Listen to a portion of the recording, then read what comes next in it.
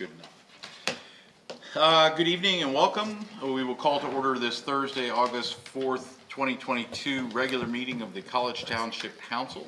I invite you to join me in the Pledge of Allegiance. I pledge allegiance to the flag of the United States of America and to the republic for which it stands, one nation, under God, indivisible, with liberty and justice for all.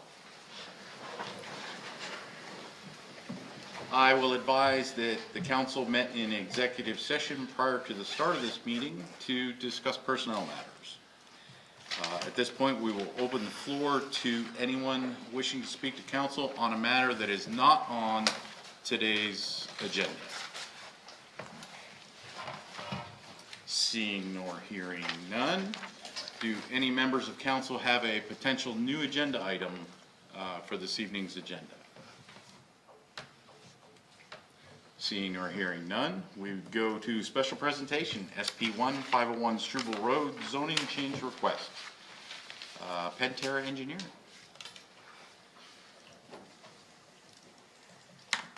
Good evening, I'm Ron Sepp from Pentair Engineering. I'm here with Ed Maxwell tonight to discuss with the council Mr. Maxwell's request to rezone about a 3-acre parcel of land that he owns on Struble Road. It's, as you can see on the screen, it's the parcel adjacent to his existing business, Maxwell Trucking and Excavating. And Ed wishes to use that 3 acres of land to build a storage building on it and expand his business.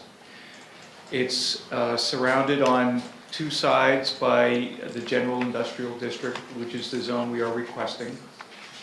It's a 3-acre area, about 275 feet by 480 feet.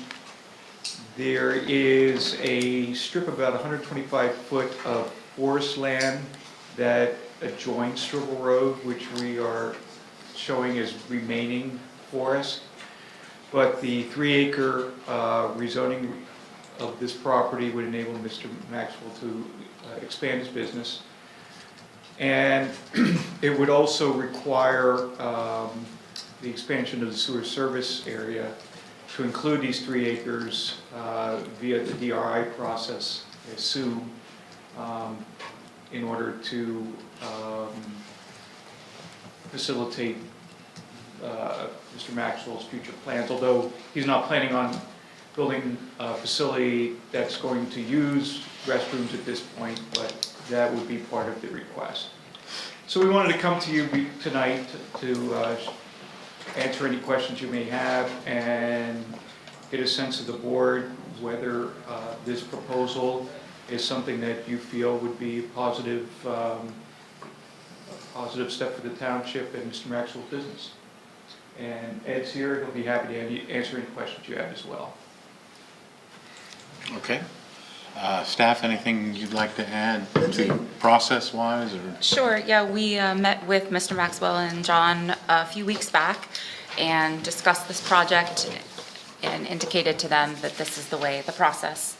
If you want to rezone, we did reach out to Center Regional Planning Agency. Mr. Bokel's here tonight if anyone has any more specific questions about the DRI process, but he did indicate that it would be a cursory review by the CRPA, but it would still be a part of Mr. Maxwell's process to rezone outside of the growth boundary. So this was their first step in the process if they wanted to pursue what they wanted to do. Great. And a key element of the DRI process is the host municipality needs to being support. supportive of that, right. So, Mark, I may ask you to step to the podium.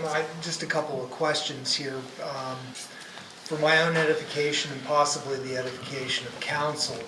At this point in time, is the request that's before council, is it appropriate for that request to be, should they make that determination, be remanded to the planning commission, or is the DRI process, it's kind of a chicken and egg question, which comes first? Well, I think it kind of depends in part on what the request exactly is. So listening to Mr. Sepp, it sounds like this would be more than just a zoning change, but also an expansion of the regional growth boundary and sewer service area. So there's really two different processes outlined in the agreement. One is to expand the growth boundary, which I think you had a presentation on here the other week or the other month. The other is to rezone land outside of the growth boundary to where it would allow a density greater than 1 dwelling unit per acre. The difference there is that if it's just a rezoning DRI, it goes to the general forum eventually for comment. And that one makes a lot of sense, I think. Definitely be remanded back to your planning commission because it's a zoning matter. As for the decision of whether or not to support public sewer in that area, if that is part of the request, I certainly think it would be a good idea to have that as part of your planning commission discussion, but it's ultimately up to the council whether or not they want that to be something that's discussed by the planning commission. So it really comes down to what the applicant is requesting. If they want to do one or the other or both, they certainly can run in parallel, but. Well, my understanding from the request is that there's not a request for sewer associated with the rezoning. My greater question to Center Region Planning Agency is, in considering such a request where there's no intention of zoning, or I'm sorry, sewer, thank you, where there's no intention of sewer, is that still something that is evaluated? In other words, is the recommendation / approval by either CRPA or the general forum related to, is it assumed that there is an expansion of sewer? It's kind of baked into that. It's not assumed. The process is merely that it goes through regional review, just like any rezoning would, where it goes to the Center Regional Planning Commission for comment. The difference with a rezoning outside the growth boundary of this nature is it would go to general forum for them to provide comments back to you. You ultimately have the approval authority.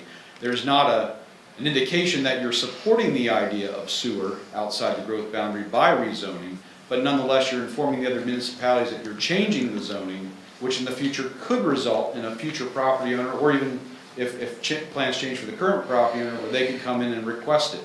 In that case, now you have zoning in place that could really utilize public sewer to maximize development potential. So it is kind of a chicken and egg thing. It doesn't have to be, but there's really no way to limit future development potential on a property once you've rezoned it since zoning runs with the land. So that's just something important to consider. Thanks, Mark. That's all that I had, kind of to set up any potential questions or comments from council relative to the presentation tonight. And then our ultimate goal is to provide direction to the Well, yeah, I think a requester couple and/or of things. staff. A couple of things here. Obviously, council has prerogative in considering any and all rezoning requests. So your first hurdle, if you will, is this something that you choose to consider or to evaluate further? So if there is no appetite to consider or evaluate it further, we would thank the presenters this evening and it would move on and it would stop there. If this is something to be considered, the council is willing to consider, then based on the description from Mark, it sounds as if this would be a remand to the Planning Commission at this point.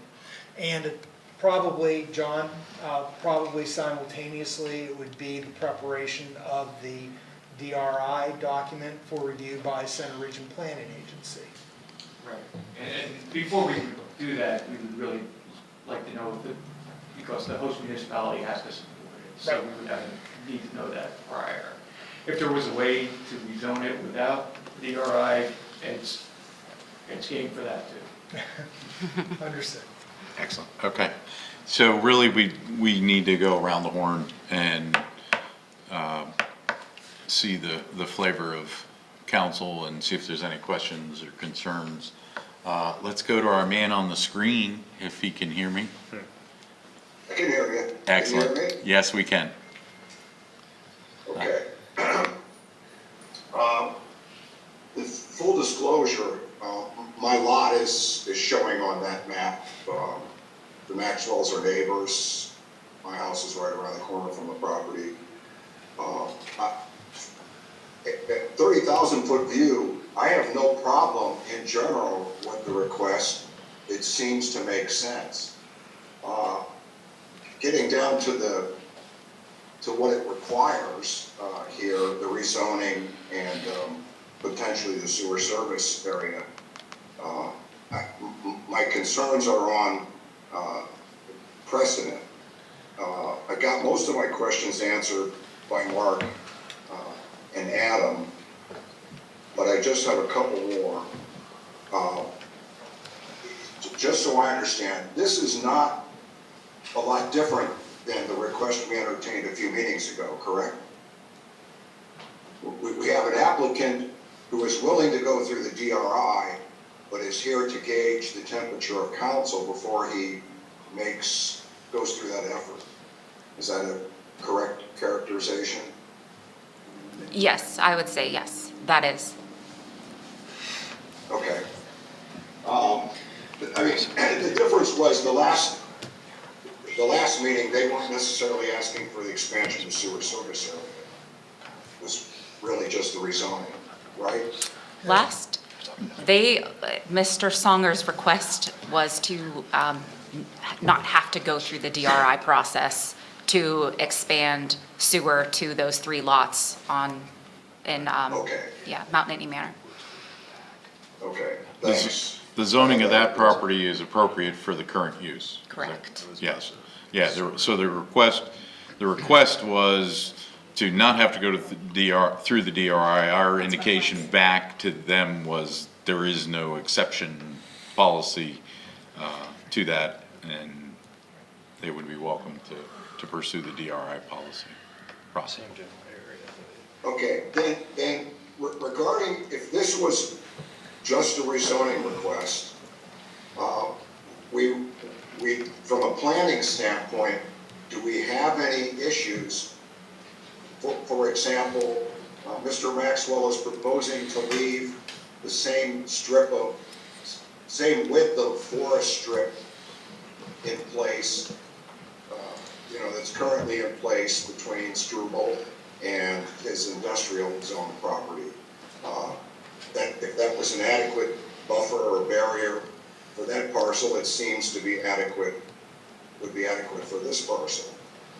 Second question, I thought some time ago, we rezoned the strip along northwest of First Avenue. Didn't we rezone that strip of single family? Yeah, that was a few years ago, and that was rezoned that way to include a buffer between the industrial land and the residential land there behind First Avenue. Okay, so we have, that's rezoned single family, but it can't be houses? Is that the deal? The strip on the other side of First Avenue? I would have to take a look. That doesn't sound familiar to me, that houses would not be able to go there if someone were to buy a lot. It could be there. They would be awkward lots. It could be done conceivably, but they would be pretty awkward with setbacks, because I believe that's only like 75 feet deep. You take a 30-foot rear and a 20-foot front, and that really... Limits. Okay, so that answers my question. So we rezoned it that way, knowing that for all intents and purposes, it would be it would end up being a natural buffer. Yeah, yes. So we created a buffer by zoning it single family, knowing that it wouldn't be single family homes. I think generally your statement is at least partially correct, Eric. I mean, I don't know that we would ever pursue zoning something knowing that it can't be used for that purpose. But while I think my recollection, and this is going back some time now, my recollection is that the zoning was changed to, yes, provide that buffer for sure, but also provide some potential utility of those lots. So it wasn't solely to be a buffer. If we were going to do something like that, it would probably have made more sense for us to do an open space district in that area. And we chose, for whatever reason at that time, not to do that. Yes, Okay. that also. That really, all I really wanted out of this was the fact that we have intentionally tried to maintain buffers between single families and industrial. And this rezoning request maintains something similar to what we have on First Avenue, in that slice of forest would remain forest. Agreed. That's correct, yes. All right. So, from the rezoning standpoint, like I said, all by itself seems to make sense if we're not inconsistent with what we're looking at with industrial in general. I mean, we keep revisiting industrial, and wondering if we need to change uses to encourage more development. So, I mean, I would defer to staff on that. And one last question regarding the rezoning. Since we share it with Patton, would they have they would have some involvement in this decision-making process, wouldn't they? Yeah, we would be required to involve Patton Township because we do share industrial uses with them. So just the last time we worked with Patton was when we rezoned, because we also share R3 with them. So we rezoned for Evergreen Heights, they're off of Trout Road. So we would just notify them and they would have the opportunity to make comment. Typically, in the case of an expansion of the industrial zoning, those are not issues for Patton Township traditionally. I think if we were taking it away, it would be a little different. Well, and that's what I thought. This would seemingly be a slam dunk with Patton Township. Correct. All right, so I don't really have any heartburn with the rezoning request itself. The sewer service area boundary seems to complicate things more for the property owner, I think, than it does for us. As I found out the last time, we do have properties in the township that are not in this, let me see if I can state this correctly. We have properties that are zoned for dense development, but not within the sewer service area. Is that a correct statement? Or not dense development, but for development beyond, say, forest or rural, at least residential. There are heads shaking in the room, yes. Okay. So this is not inconsistent with that. Then my last question is, were all of those grandfathered in, or have we created those by approving rezonings and then not pursuing sewer service expansion?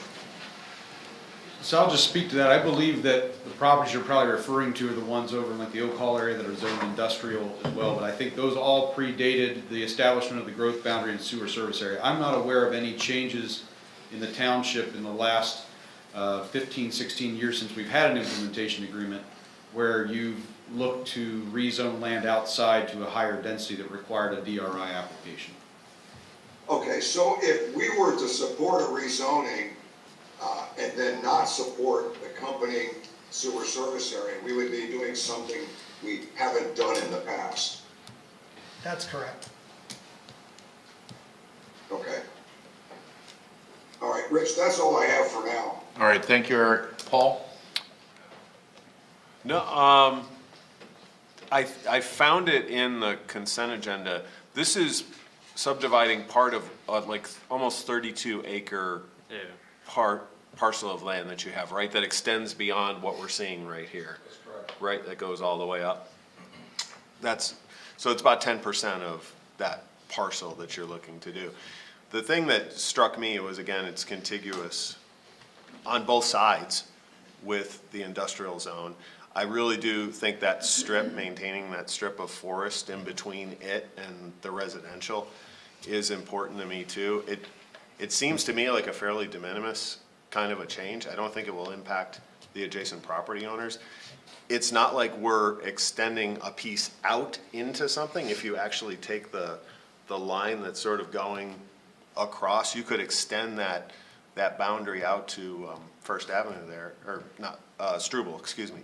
And you're still within that sort of geometric shape of it. So, you know, I think if it's shielded enough and it's not gonna be impactful, it doesn't cause me any heartburn. Then again, I don't live right there, but I can't imagine it would be, given the fact, everything else that's happening around it, it would seem to be fairly minimal to me, so I'd be supportive of it.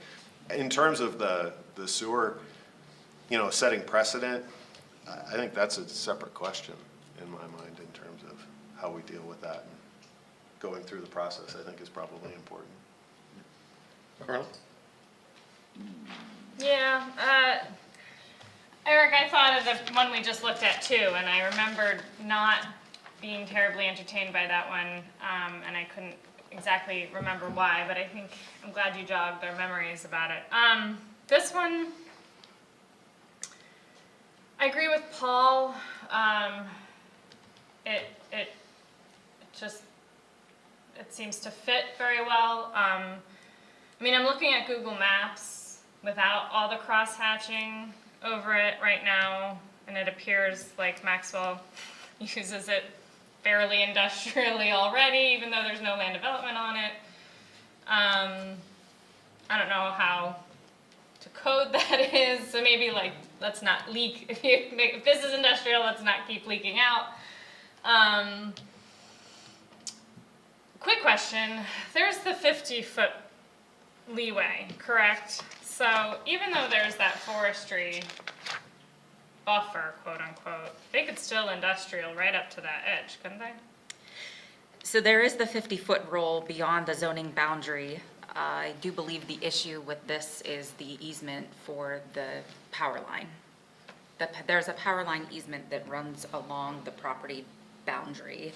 So in order to, because that would be really a simple way, I mean, even if you can request a variance to get relief from the 200-foot rule because of the easement, yeah. So yeah, that could be an What's the option. 200-foot rule? 50-foot rule. Oh, okay. Chapter 200, sorry, Got I it. saw I this. was like, there's another rule? No, it's the 50-foot rule in chapter 200, yes. So if it's chapter 200, someone wants relief, then that would be a variance request. But that's unlikely, given the fact that there is the West Penn power line in Yeah, place. I don't know if that I mean, can- I don't Where's feel the like power line I see run all again? the power lines on this. It But I don't runs see right them on the running. property line between the brown proposed area and the existing shop.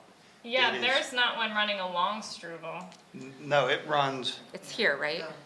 yeah, Or it's here? no. Are you talking about the 50-foot expansion Into the forest. Into the forest that runs parallel to Struble? Yeah, thanks. Yeah, that's 125-foot wide. That is? Yes. Okay, thanks. Yeah.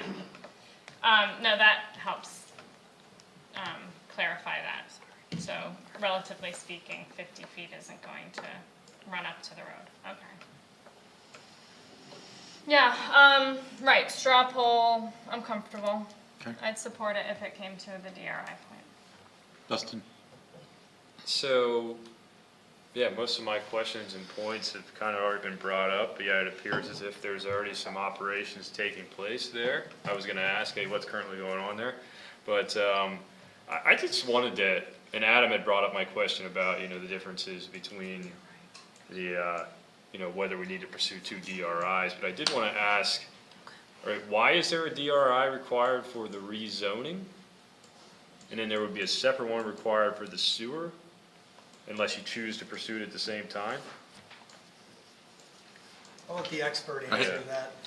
Thanks, So, Adam.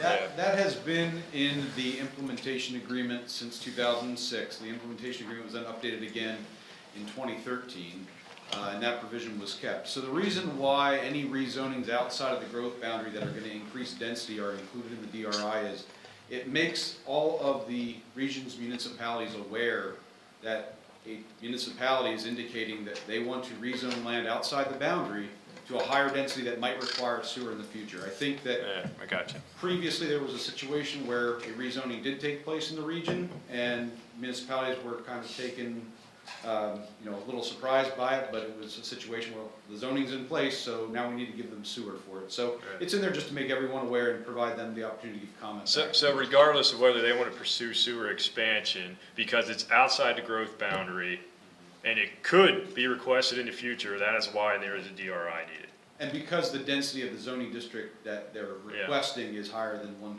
it allows for more than one dwelling unit in the acre. Okay. And so, with the current forest zoning, you could not do there what you want to do? Okay. And why is that? What in the ordinance doesn't allow that? Is it the setbacks in the zoning, in the forest zoning? What is it? The uses. The uses, yeah. Okay. The forest is pretty restricted. Yeah, I know, I live in it. I mean, I kind of wonder what the uses are happening right now versus, the forest zoning. But, okay, moving on from that, Paul talked about there actually is a subdivision, right, required for the 3 acres. And I think in the future, like on the ground pictures would help someone like myself to visualize it.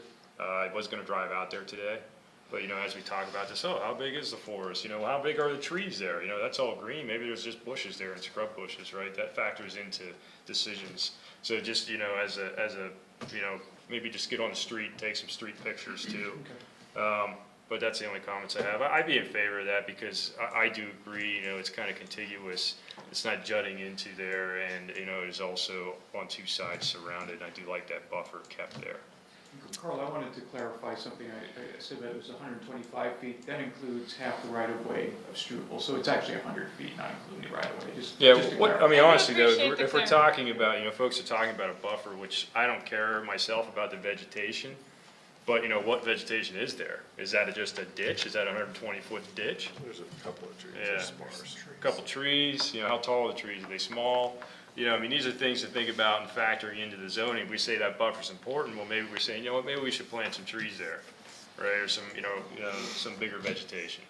If that's something for the residents. That's the only, thing that I would probably add. Could those potentially be conditions of us rezoning or subdivision? Part of the land development Well, it'd be plan, I would- part of the land development. development Yeah. plan primarily. Plant some trees.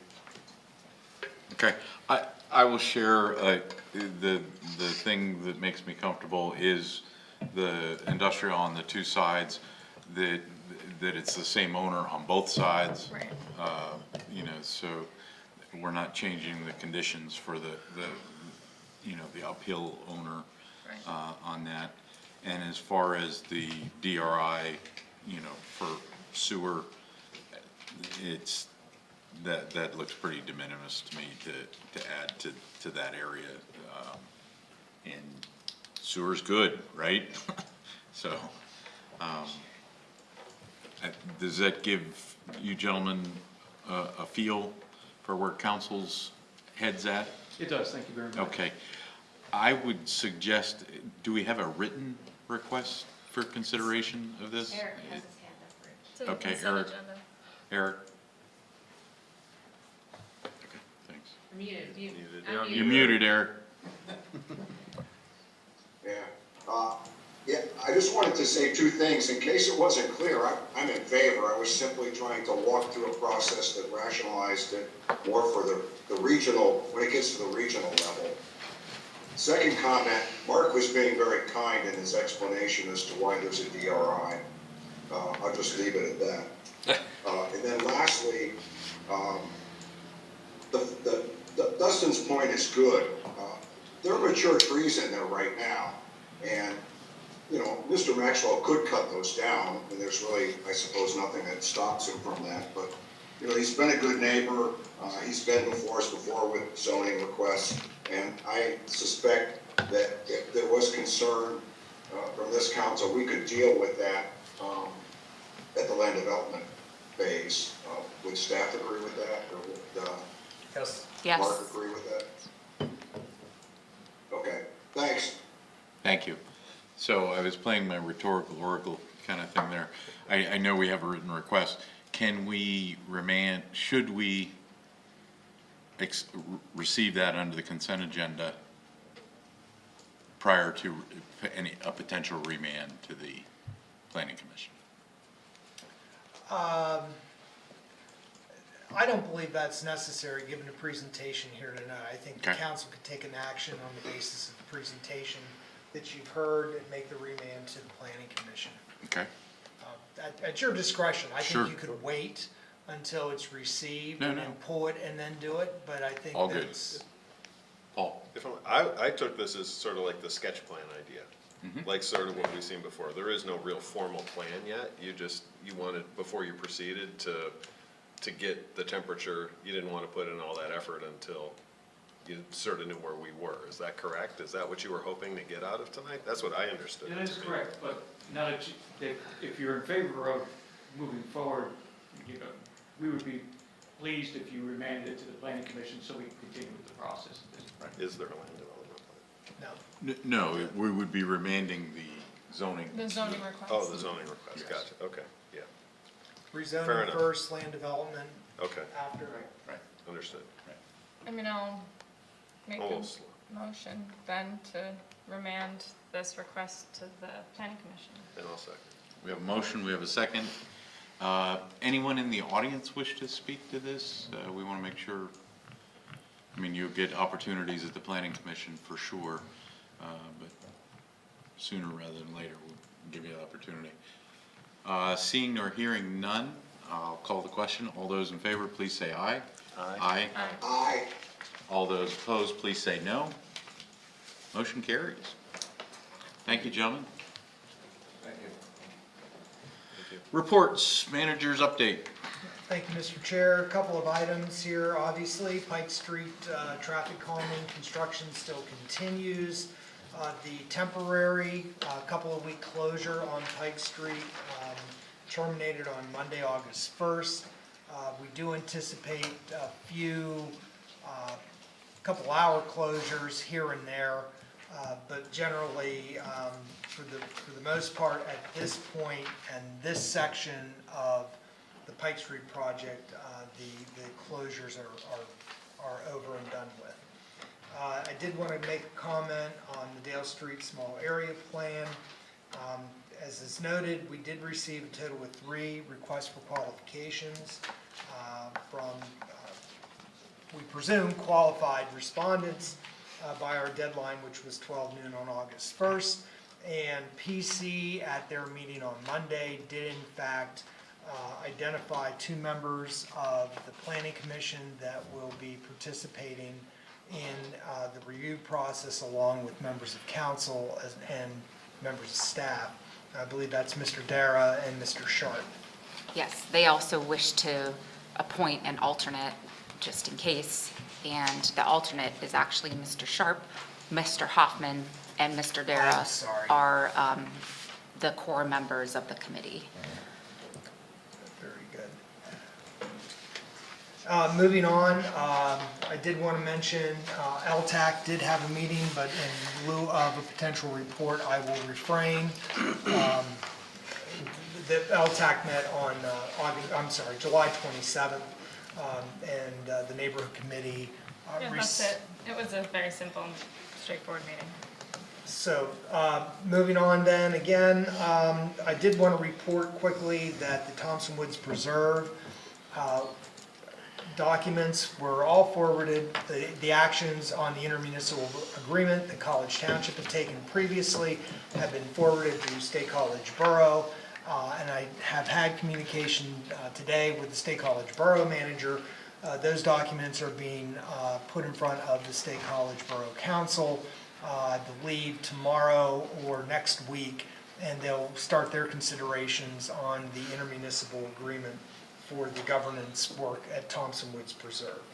And the last item is that we did in fact make a successful submission to the Commonwealth Finance Agency Multimodal Transportation Fund for the path to campus.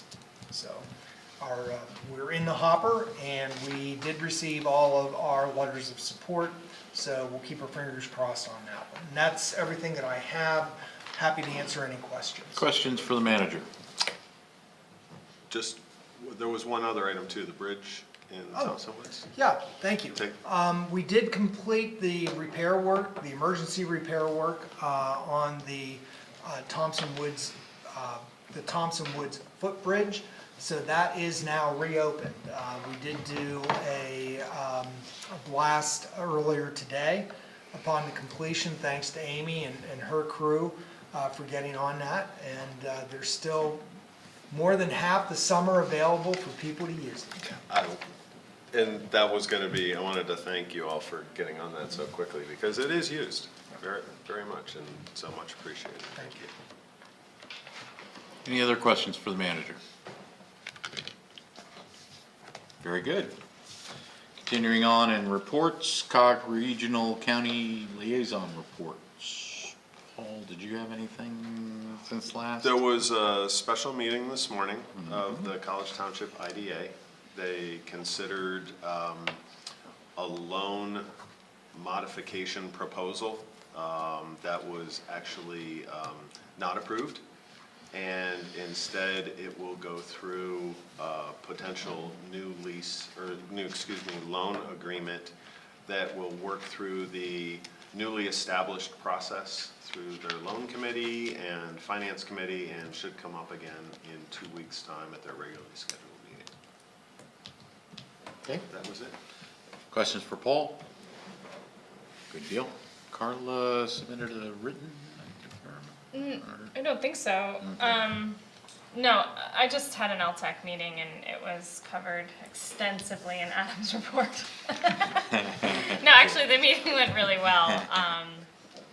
We are just waiting to hear back from the neighborhood committee to hear what speed humps or pinch points they are interested in from the array we laid out. So, we'll see. Can I ask, I wasn't able to attend, how many folks were in attendance? Oh, it was definitely a healthy number. There was, 28 on Zoom. On Zoom, it was a lot. In the And maybe 6 room, or it 7 wasn't that in the many, room. but. Okay. That's, 35 people from the neighborhood, that's a pretty good Yeah, turnout, I would yeah. say. real good. And I think there was also just good communication. We presented the flow plan that Amy, Mike, and I had worked on, just as far as how the process would go, so that we could all be on the same page and it would be crystal clear to everybody where we were when and what the next step is. Yeah, I think it went well. I think people are nodding who were there. There's visuals right here. Yeah. Oh, yeah. And one of the We'd things. like to see just how many speed humps you too could cross on Oak Ridge Avenue. Yes, well, I will. However many there are, I will cross them. But it's also encouraging because that means our communication out to the neighborhood and within the neighborhood is working well too, that many people showed up. So that's encouraging as well. Folks are still engaged in the process, very much so. And I'll also say that it seemed potentially unclear that it was a public meeting until maybe the day before or 2 days before. And so it was that many people in attendance with the neighborhood traffic calming committee having a short time to burst it out to their people. So, I mean, there are always public meetings. I think they just didn't know. Yeah, I think there was a last minute sort of push to make sure everybody knew, so I'm glad it worked. Yep. Anyway, that's all I had, Good. thank you. Any other Carl? That's it. Great. It was Dustin who submitted a written HR report. Yeah, the wonderful world of HR. Anything on there that you want to draw to our attention or need? Oh, feedback from? yeah, item number 1, I am now the vice chair of the committee, so we finally got a chair and a vice chair, so we're good with that. Yeah, I just hit the highlights. We covered the class and compensation study update. We got an update from GovHR. I think what's probably pertinent to you guys, just to talk about if there's any questions, the Employee Relations Committee and Wellness budgets. So we did approve a budget increase for the ERC, the Employee Relations Committee. It increased 1,676 from 2022. And that fluxes, it ebbs and flows, if you guys have experience with that, due to the fact that it's for service awards, morale boosting events, so, this 2023 anticipated more service awards, et cetera. And then, the wellness was no change from 2022 in the budget. However, within that, the HIPAA, which is the Health Improvement Program reimbursement, there was a change to that policy and it proved to be modified to 75% reimbursement, not to exceed $25 per month. And then we approved an HR administrative job description, which was approved through the budget process of 2022. And then just some matters of record there. If anybody has any questions, let me know, I can clarify. Great. Questions for Dustin? Okay. Eric, you submitted a written for Lucy. Anything you want to draw to our attention? Actually, congratulations, Dustin. And speaking of HR issues, I just did want to point out, I'm not sure I included it in the report, that there are 3 planning positions open. Is Mark Bogle still there? No, he's left. Okay, in his department. And, Mark, I just wanted to thank Mark again. Between him and Jim May, they're having to cover a lot of meetings, and they're wearing a lot of hats in the interim. The senior transportation planner, which is one of the 3 that's open, the staff does anticipate making an offer to one of the 3 candidates they interviewed tomorrow. The other 2 land use planner positions are probably nowhere near close to being filled, and that might be a really tough lift for them, because right now there are a lot of people looking for planners, and the competition is really tough. And the reason I'm bringing this up is the idea was floated in today's Lucy meeting of staff potentially needing to contract help in the interim, if not on a semi-permanent basis, given the outlook for being able to fill those other 2 planning positions. And that's actually a good segue into a quick update on the bill subcommittee that I'm the chair of, which is the subcommittee of the MPO Coordinating Committee that is studying options in preparation for making recommendations to the MPO Coordinating Committee on how to respond to the unprecedented amount of additional funding that is now available through the bipartisan infrastructure law, the bill law that went into effect last year. And the reason I'm bringing it up is we've come along, but first let me say that this unprecedented amount of funding is available in 2 streams. One is formula. So as an MPO, as a county MPO, we're going to get additional funding for transportation projects that will allow us to take projects from the long-range transportation plan, put them on the tip, and get them built and constructed. Projects we wouldn't otherwise get done, or certainly wouldn't get done as soon as we would like to. So that's good news. The second piece of the additional funding is all being distributed through discretionary grants. And that is where the challenge lies. There is a lot of opportunities out there to access funds for transportation projects, but they require, as Adam and Mike Bloom know, considerable amount of time and resources to apply and administer these grants. So we're far enough along that we're very likely going to recommend to the MPO some combination of using professionals in the field, professionals such as College Township has used in the past to access grants, some combination of that and additional center region planning staff and or county planning staff. Ironically, we're in a position right now where we can't even fill the open positions at the Center Region Planning Agency, but I just wanted to provide that as a heads up because all the members of the subcommittee have been asked to go back to their planning bodies or member municipalities to give them a heads up because this will likely result in some increased level of municipal contributions to the MPO. The general consensus of the subcommittee, and I believe it will be of the MPO as a whole, is that the amount of funding that's at stake here is well worth the investment that will be needed to be made at the local level to access these funds. So we have some time to think about it. I just wanted to plant that seed, and if necessary, when I get a little bit more detail after our next subcommittee meeting, all the members will have a better idea of what that financial impact will be.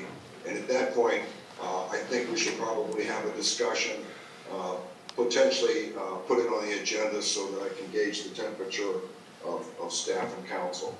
So this was just a heads up. That's it, Rich. Very good, thank you. For me, since our last meeting, the Parks, Recreation, and Governance Special Committee met on July 27th. All I can offer is that our discussions continue. We're hoping for a little bit better execution come August. At our August meeting, we're going to float a draft document and let the members tear it up. Staff, Planning Commission, other committee reports. Anything to offer for Planning Commission? Tuesday evening, the Planning Commission appointed the 2 members plus the alternate to the RFQ committee, and we also welcomed Mr. Matt Fenton as a core member of the Planning Commission. And coming up, we have 2 plans coming up in August. Or the next meeting in August, we'll have 2 plans.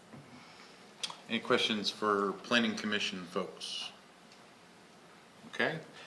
Next one, Diversity, Equity, and Inclusion reports. Again, we invite the members of the public to share anything that they would like to report in this section. Does any members of staff or council have anything that they would like to share this evening? I have none. Okay, very good. Jen, confirming that the consent agenda that was attached to the agenda out front is correct? Okay.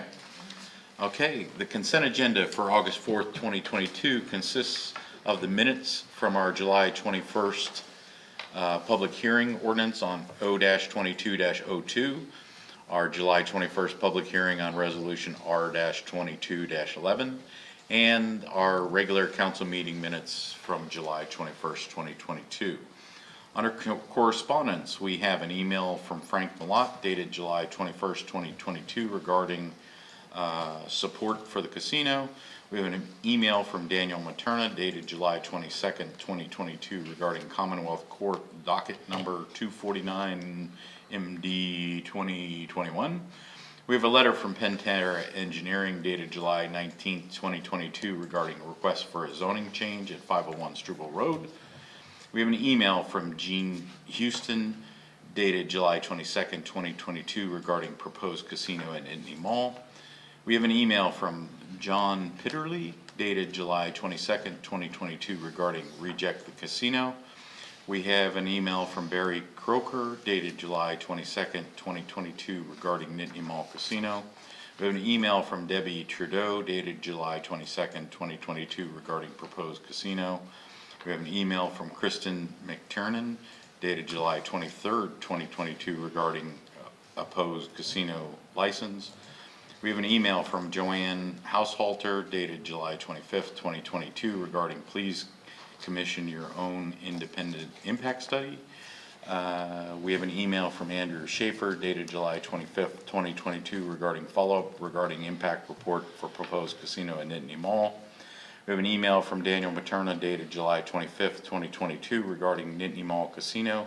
2 different articles published today by 2 casino media outlets. We have an email from Barbara Furman dated July 28th, 2022 regarding Nittany Mall Mini Casino. We have an email from Tori Morris dated July 29th, 2022 regarding Penn Hills traffic study. Under CA3, our action items, we have a resolution R-22-15 amending the township's fee schedule to establish fees for ordinance O-2202 wireless communication facilities. We have Pennsylvania Municipal League 2022 Municipal Leadership Summit, appointment of voting delegate. And finally, we have 2 members of council to serve on the review committee RFQ for the preparation of a form-based code for the Dale Summit area of College Township. My friends on council, what would be your pleasure of pulling or commenting on? CA2M, please. M? Okay. Yeah, let's just talk about CA2A through L excluding C. That's all the casino letters, Okay. just lumped into one. I just had a question, Rich, about the action items. Are we picking the people tonight? The 2 members of council and then the voting delegate? Or are we just saying did I miss something?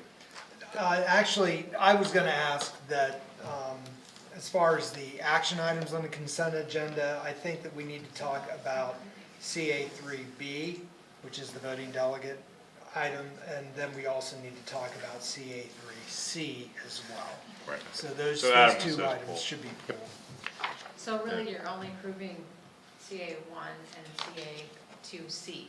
Were you pulling all those? I mean, Were you just pulling them A all, through? then we are only approving those. I got it. Do I have to pull them to discuss them? No, just to make comment on them? No, just to make a comment, no. If it's a generalized comment concerning all those. If you have a specific question about an individual piece of correspondence, it should be pulled. If it's a generalized comment, you don't need to pull them. Yeah, I just have a general comment, I think.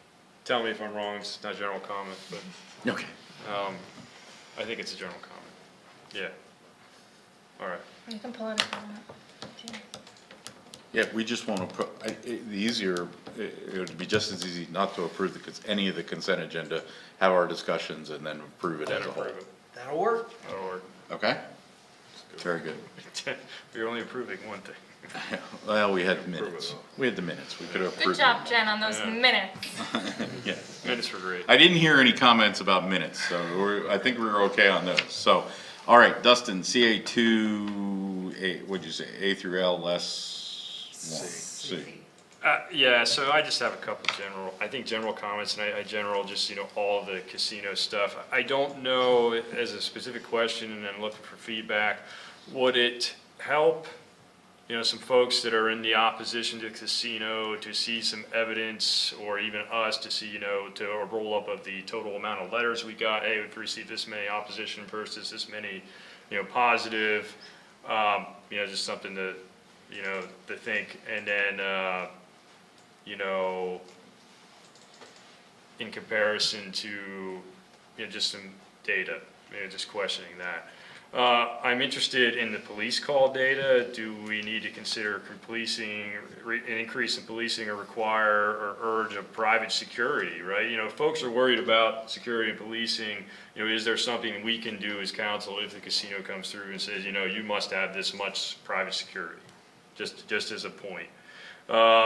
And I really think it would benefit a lot of folks, because I think it's clear to me that there is not an understanding of the process and the power that we have as council to do things and take action on independent studies and things like that. I think it might just benefit us you know, to add, hey, here are the steps in the process. This is where we're at. This is what council has the power to do and doesn't have the power to do. And I think maybe that could mitigate some questions.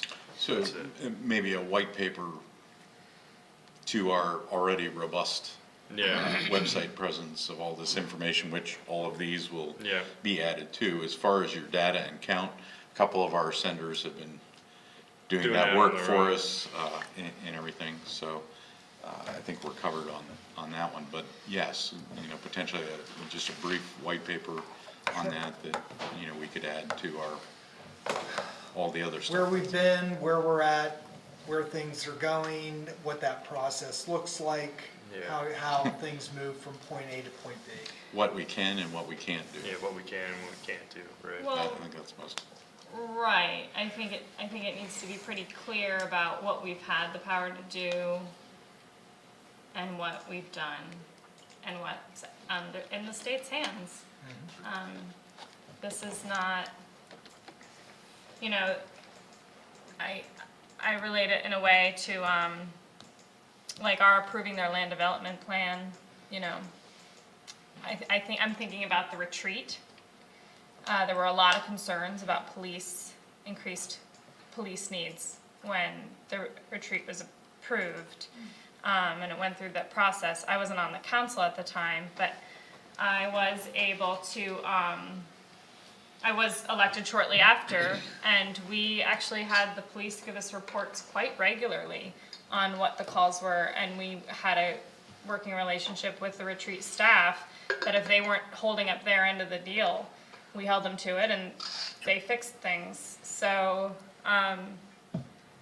again, like in a response to some of these letters, I do think that there are some proactive things that we can do should the day come when a casino is there.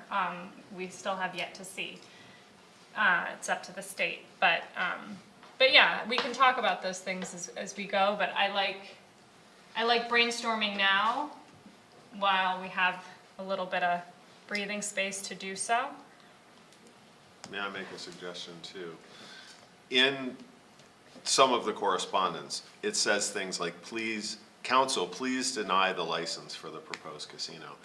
I think as part of an FAQ or something, we can clearly state that we are not approving the license. That is the Pennsylvania Gaming Control Board.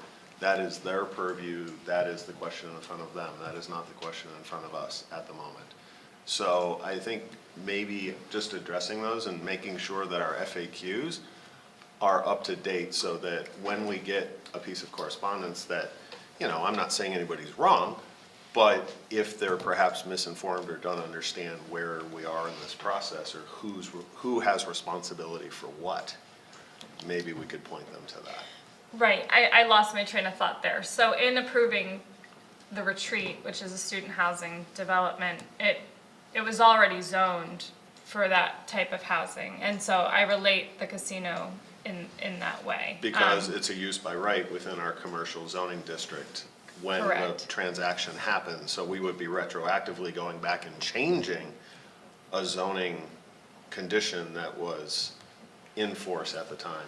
Well, the land was there's sold. no going back and changing, that's the thing. But I'm Right. just saying, we can spell those things out in an FAQ Right. in a very Yeah, good point. straightforward way that may clarify some of the things. Not to minimize what anybody's concerns are, but just to state where things are and with whom. So, anyway. that's my Clear? concern. Got it? Good. Thank you. Justin, what was your next one? CA2M or no? Paul? That was Paul. Okay, so CA3, B, and C, we'll talk about those. Let's go to. Eric did have a hand up. Okay. Eric, did you have something on the casinos? Yeah, but Paul said it better than I could. Okay, good. So, Say it well. Paul, CA2M? Don't keep your hopes up, because I may make a hash of this one then.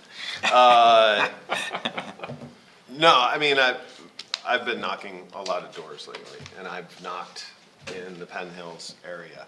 And Ms. Morris took it upon herself to write us based on a conversation I had with her at the door, but I've heard it from others as well. So I wanted to ask the manager and, engineer, where do we stand with those? Because there is development there, there is an increased amount of traffic. I saw it, I witnessed it myself, people going by, people not stopping. What can we do in terms of maybe enforcement of that? Do we have counters? Do we have counts? What is the status of things in that Penn Hills area, if you don't mind? Well, the intersection in particular that she is discussing, we had a multi-way stop there for many, many years that was not an approved multi-way stop, so the police would not do enforcement at that stop because it had not been done properly. 4 years ago, maybe at the most, we actually went out, did an engineering study on it, and my engineering study shows that a multi-way stop is warranted. It has to meet certain warrants and sight distance and things like that were a couple of the warrants that were considered. So we did a resolution adding that multi-way stop to our list of streets that have that. So it is an enforceable multi-way stop. And Mark, after we got this letter, we notified the police and have asked them to do increased enforcement. Right after we had done the multi-way stop legally, they were out quite a bit, and she gave us a couple times that are good times to be out there. So we forwarded that to the police. I don't know if they've started yet or not, but it's an enforcement issue, and we can have that done. There's also a related item, and Amy, this is something we have been discussing as well. You may recall that we had received a request for some Watch Children signs as well. And that's something that we're in the process of getting ordered. We'll install those when they get up, or when we receive them. And that as well is another effort to try to address some of the types of behaviors that they're seeing in that area. Yeah, wasn't it like 2 council meetings that we had something else in the same area? I don't think it was that intersection. There was that Watch Children. Yeah, Yeah. regarding the same new situation in that neighborhood too. And can we follow up with We Ms. did. Morris? We already did. Thank you. Great, that's all I had. Thank Okay, you on very that one, much. all right. Now we're on to CA3B. Yes, this is a request from Pennsylvania Municipal League, of which we are a member. We have not, in recent years, actively participated in their leadership summit, which is really essentially their annual conference. But the leadership conference is where PML actually sets their agenda. Very similar to we're familiar with the PSAT's resolutions and the voting. This event is going to be held October 6th through 9th. It's in Pittsburgh at the Omni William Penn. And the question for council is, are there any members of council that are either available and or interested in attending and representing College Township at the PML Leadership Summit? Eric has his hand up. Not for that. Too late. Too late. What's that, Eric? I can't hear you. Hey, can I back up for a second? I got a quick question for Mark on the previous item. How do the police know that these intersections, stop signs don't meet warrants, but we don't? Do they have some kind of like master list or cheat sheet or something? There are certain criteria that it needs to meet to be able to enforce with a stop sign, and that would include the ordinance or the resolution by the municipality establishing it as such. And then from the engineering standpoint, it has to meet the warrants before you can post it. So my question is, when we ask them to enforce a stop sign at a certain intersection, they come back to us and say we can't, correct? Sometimes. Yes, they can. But how do they know that it doesn't meet the warrants? Well, they'd ask if we have a resolution with that Okay. intersection or that stop sign in place, and if we say, we can't. Not exactly. If we can say, We can't cannot find provide it that right- at this time. Yes, Okay, so, but then the question is, do we know if there's a lot of those in the township?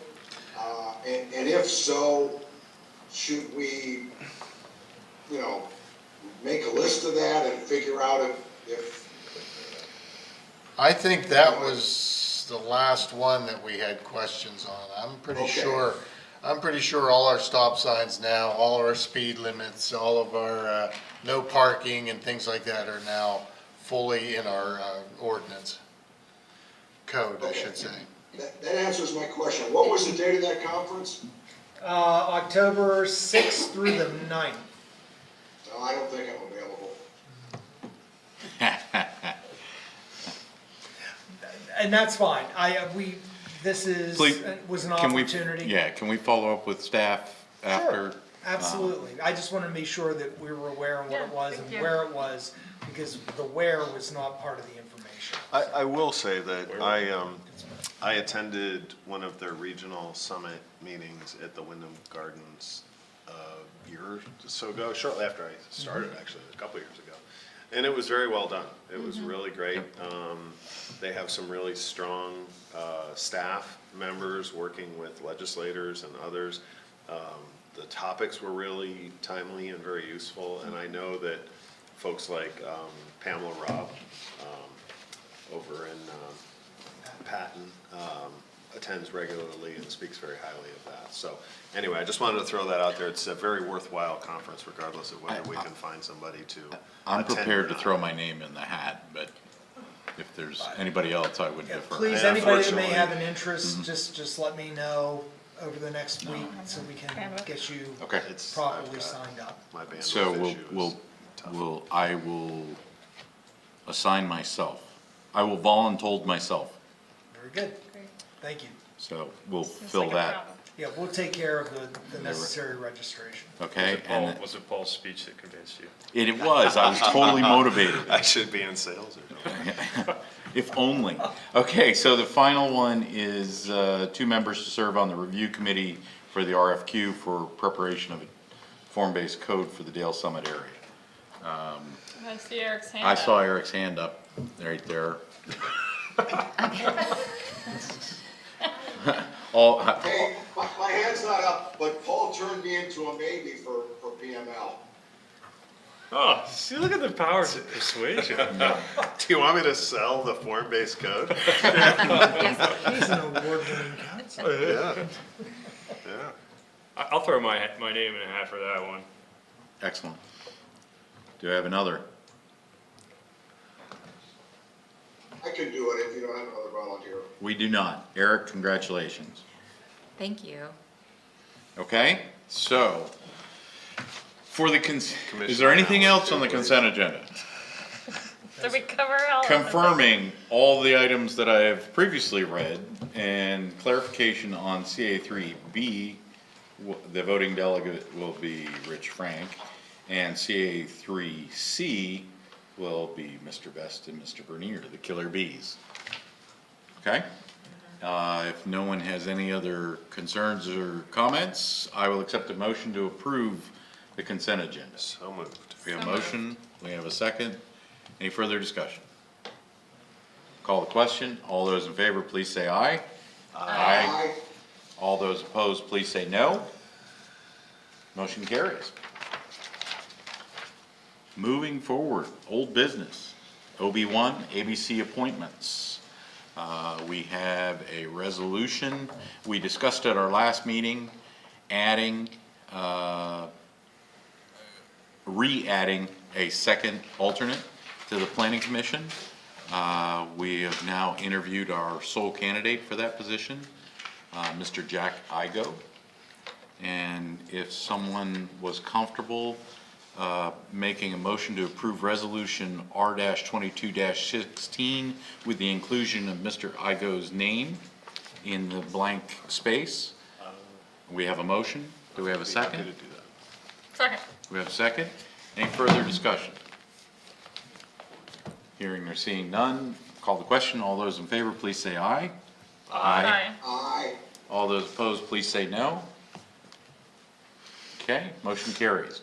Second item is an appointment to our College Township Industrial Development Authority for the unexpired term of Mr. William Sharp. Do we have a motion to make such an appointment?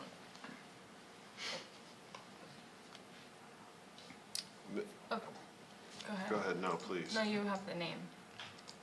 We had two candidates, Mr. Ed Dara and Mr. Ray Liddick. All right, I'll make the motion to appoint Ray Liddick to the College Township Industrial Development Authority for the unexpired term Of Mr. William Sharp. of Mr. William Sharp. Okay, we have a motion? I'll second. We have a second. Any further discussion? Call the question. All those in favor, please say aye. Aye. Aye. Aye. All those opposed, same sign. Motion carries. On to new business. MB1 COG 2023 Program Plan. Mr. Yes, we have been requested to provide comments to the COG Executive Director, who has joined us here this evening. Mr. Nordenberg is in the room. Thank you for being here. Are we expecting anyone else, Eric, to be here this evening from your esteemed organization? No, sir. Very good. Not a problem. Mr. Chair, at your discretion and with your approval, I believe it's relevant to take NB1 and NB2 kind of simultaneously. The COG program plan is NB1. Staff has reviewed the document. There are no specific comments on the program plan itself. I believe that most of our, if not all of our comments that staff has made have been on the MB2 item, which are the capital improvement plan. But without, if there's any actual program plan items that council would wish to discuss, now would be the appropriate time. Okay. Let's see, we did Paul, we did Carla, we did Dustin. Anything specific on the program plan? I don't have any specific on the program plan. Okay. Eric? No? Paul? Just an expression of appreciation for, things about, that are in here about staff retention, taking care of the staff, focusing on the commitment to the environment. A note that fire protection is likely to become more expensive. I really liked, again, the focus on diversity, equity, and inclusion. I think those are really strong and important things, and I appreciated them being in the program plan. So thank you for that. Excellent. Carla? Yep. Great. Anything, I would comment, obviously, in a perfect world, we would be able to do absolutely everything and more that's in the program plan, but there are real world limitations upon that, primarily financial or time related. And, we'll work with staff as much as we can to get those through. So, the comment we're gonna work through that. The matrix that was completed as part of the MB2 item, which are staff comments on the COG capital program. Both Mr. Long, Finance Director, and myself have gone through these and provided council with our comments in the matrix. The goal here this evening is for council to weigh whether or not there should be comments that are made in conjunction with the matrix that are returned back to the Executive Director. Okay. So in typical fashion, as in past years, the chair has kind of led us through a quick review and rundown of any of these particular items that may need to be discussed. Yeah, the manager and the chair usually tag team this, so. Right. The Absolutely. matrix is in MB2 if you hadn't already seen it, and we'll just, start at the top. Should the COG observe Juneteenth, the day that the last enslaved Americans finally received word that they were free from bondage with a holiday for employees beginning in 2023. I don't know if if 50%, this is always interesting, you know, should all the members support something or not, or the majority, and this and that and the other thing. I kind of look at it a little bit different. I personally think that that's within the executive director's realm to make that decision on whether that is a holiday. I may be wrong. I'd ask our manager his thoughts. Well, I can tell you that I don't have the latitude as your municipal manager to establish a holiday, a formal holiday. Juneteenth is a federal holiday at this point. I will only remind council that up until quite recently, there were a couple of federal holidays that were not observed by College Township, and we've only recently begun to do so. So simply because even though it is a federal holiday, not all municipalities necessarily ascribe to that same schedule. So that is not something that usually falls to the purview of at least the College Township manager to make that determination. That's a determination that's actually made by council. Okay.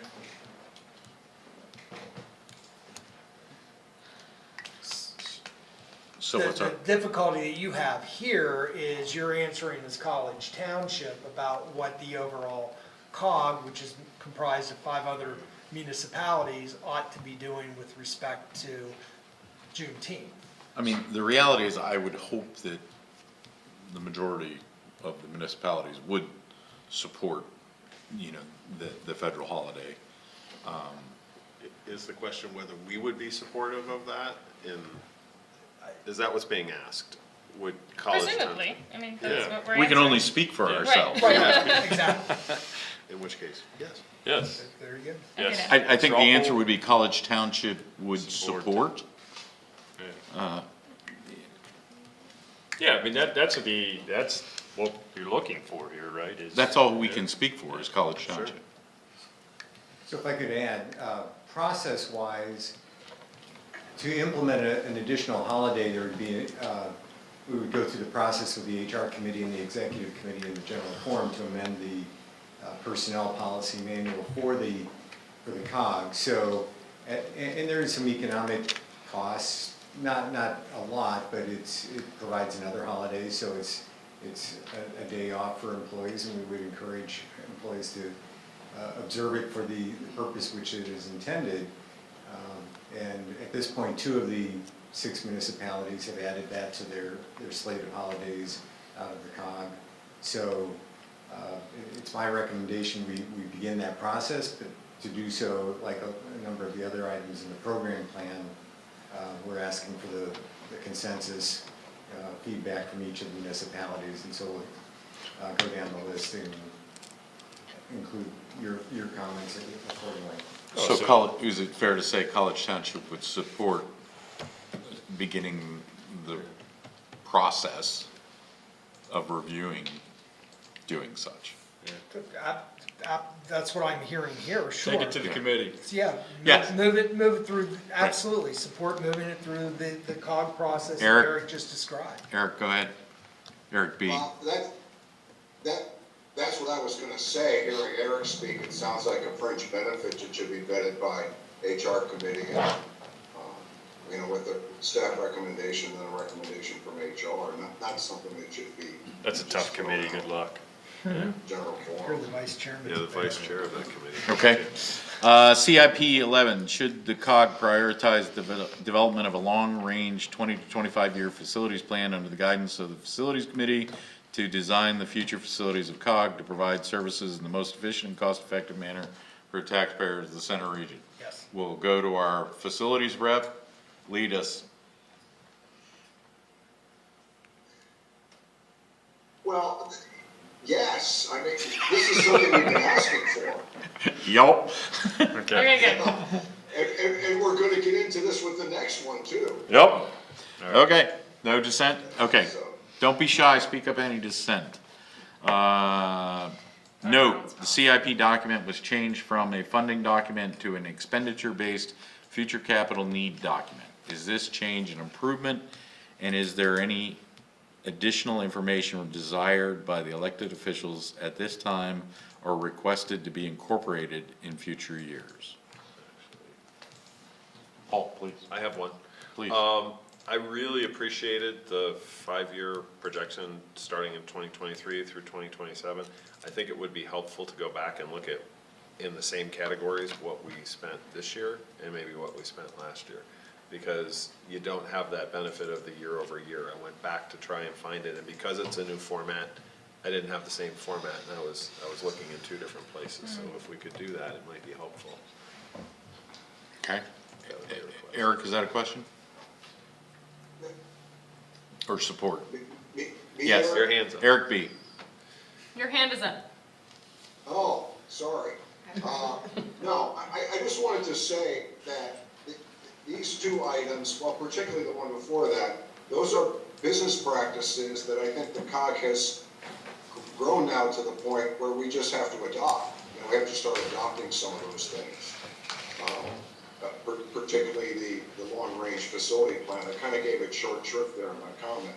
But in all seriousness, this is something that the previous facilities director did a wonderful job working with Eric to develop what we have right now. And I think you're all going to be pretty impressed to see the facilities plan and capital improvement plan that supports the work that's been done to develop that supports this. That's it. Okay. So did you understand I Paul's? got Paul's, fine. Bob, did you want to elaborate Well, at all on your on comment? 2022, our CIP always includes the current year project year you're in, and then they have the 5 years. So if you look at that table here, I think it might be a nice addition to have the 2022 year in there, and the projects that were in the CIP, and then maybe just add a column that shows the status of that project.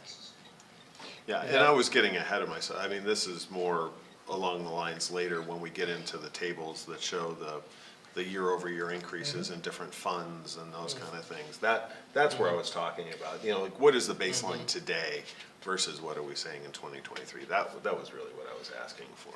So to elaborate real quick, Bob, on your point, we basically show as part of our CIP, projects that are stalled, projects that have been deferred, projects that are in process, or completed. And that's really what you're referring to with Exactly, this yeah. comment.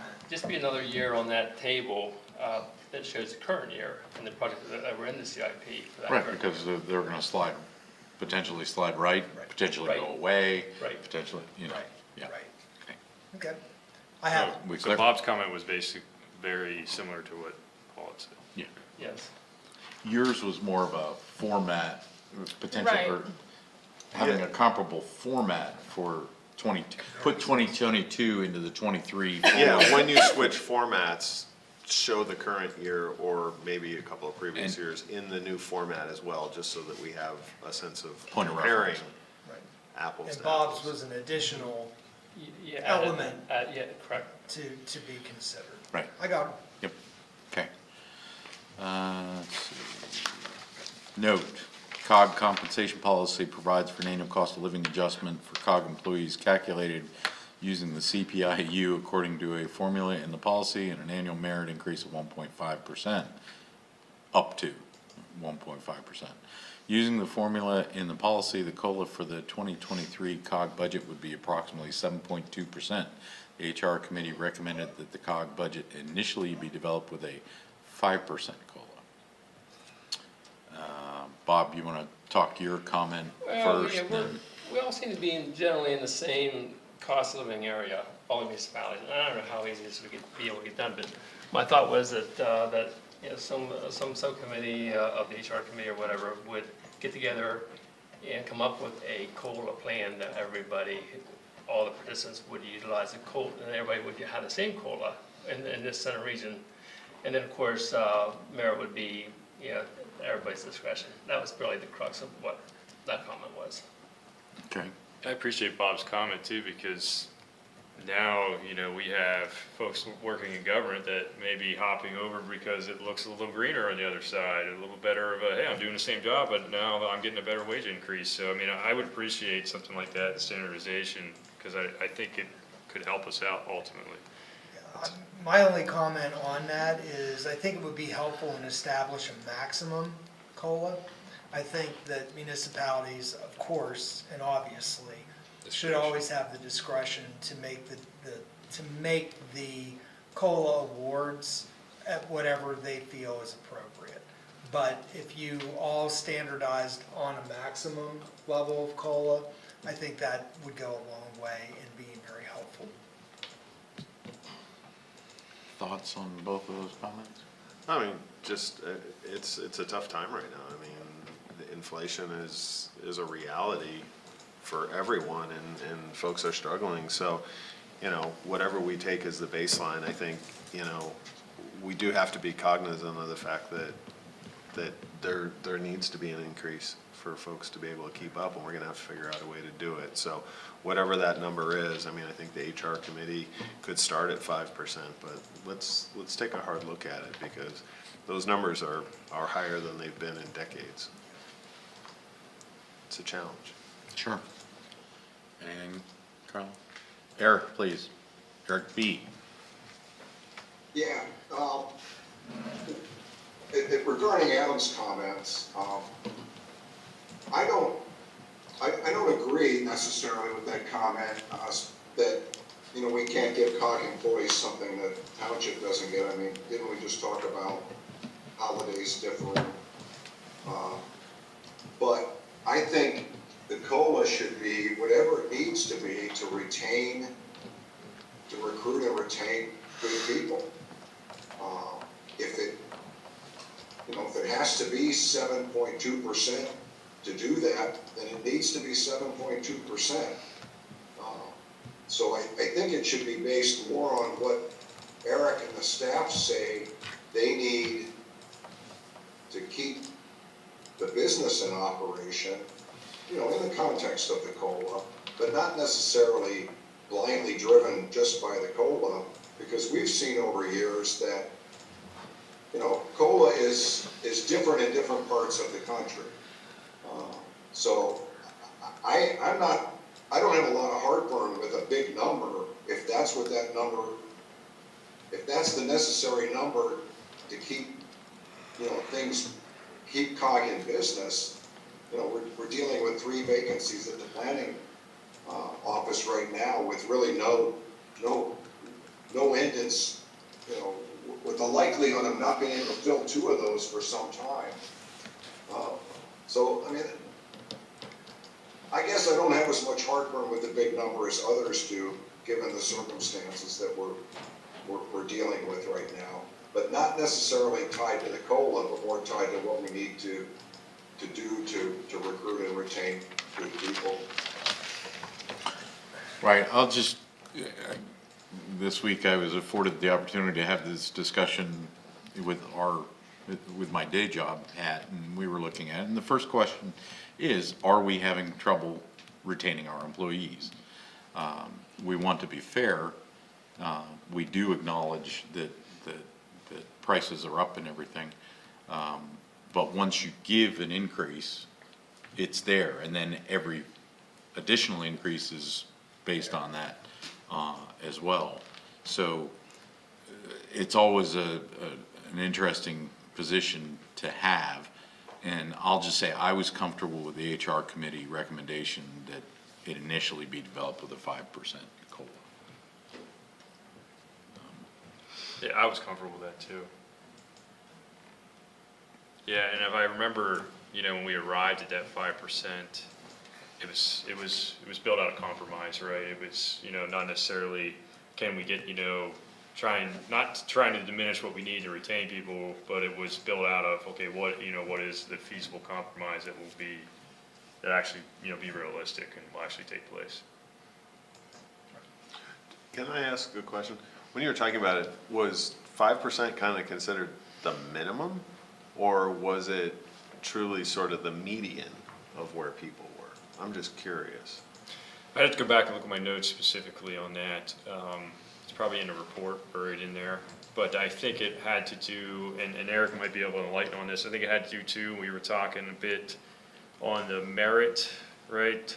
And in consideration of the merit with the COLA, essentially getting you up to maybe somewhere around that 7%. So we're still talking about two different things though, right? So the cost of living is one percentage, one number, and then Yeah. the merit, you would add 1.5% to whatever that was, correct? Yeah. So the 5 plus 1.5. Correct. If I'm That- Up to understanding. 1.5. That is, Up to 1.5, right, based on merit, understood. Okay, but, yeah, and again, my question was more, and perhaps Eric can help, was that kind of seen as a minimum? Or was it kind of seen as, I think that the source of the 5% number, the reason that was on the table for conversation is because compensation policy states that for any COLA over That's what it 5% was. requires action of the general forum in order to implement that. So probably since that was written, there hasn't been a time when inflation is generating a cost of living adjustment over 5%. So we alerted the committee to that policy statement, and there was discussion about, well, what does that mean from a process standpoint? And I think since we've never done it before as an organization, we were trying to figure that out as well. Ultimately, the budget needs to be approved by the general forum, so I think the compromise that was arrived at by the HR committee was, let's start the building of the budget with the 5%, and at that point, when this was discussed in June, we weren't sure where the calculation for the 12-month period in the policy for compensation, where that would end up for the cost of living. Now we know it's 7.2%. However, we knew it was going to be somewhere between 7 and 8%, and so the recommendation from the committee was start with 5, see where that goes, and I think as several of you have said, this is a piece of the bigger picture of the whole budget. What does this impact? How does this impact the whole budget with the other things that are on the next few pages? So going into it, we could continue with the 5%, and if there's an opportunity and a sense that there's a need to make it 6 or something else, I think that could be a conversation, recommendation that comes out of the HR committee and the finance committee in September. Right, and another thought also is we're in the middle of a wage study. Exactly. So that shouldn't escape us either. Eric B. Yeah, Rich, that's what I was gonna bring up, was the wage study. I wondered where that rolled into this. But just so I'm clear on what Eric just said, the HR committee wasn't necessarily opposed to 7.2 because that number wasn't floated at the time. Because at the time this was vetted and a recommendation was made, they weren't sure what the COLA was gonna be. So that's why they settled on 5? Well, it was estimated to be that high. There was some discomfort with it being that high and discomfort of taking it to the general forum and pushing that new process. And Eric can elaborate more on that, and that's why I think I was actually the one to propose the 5%.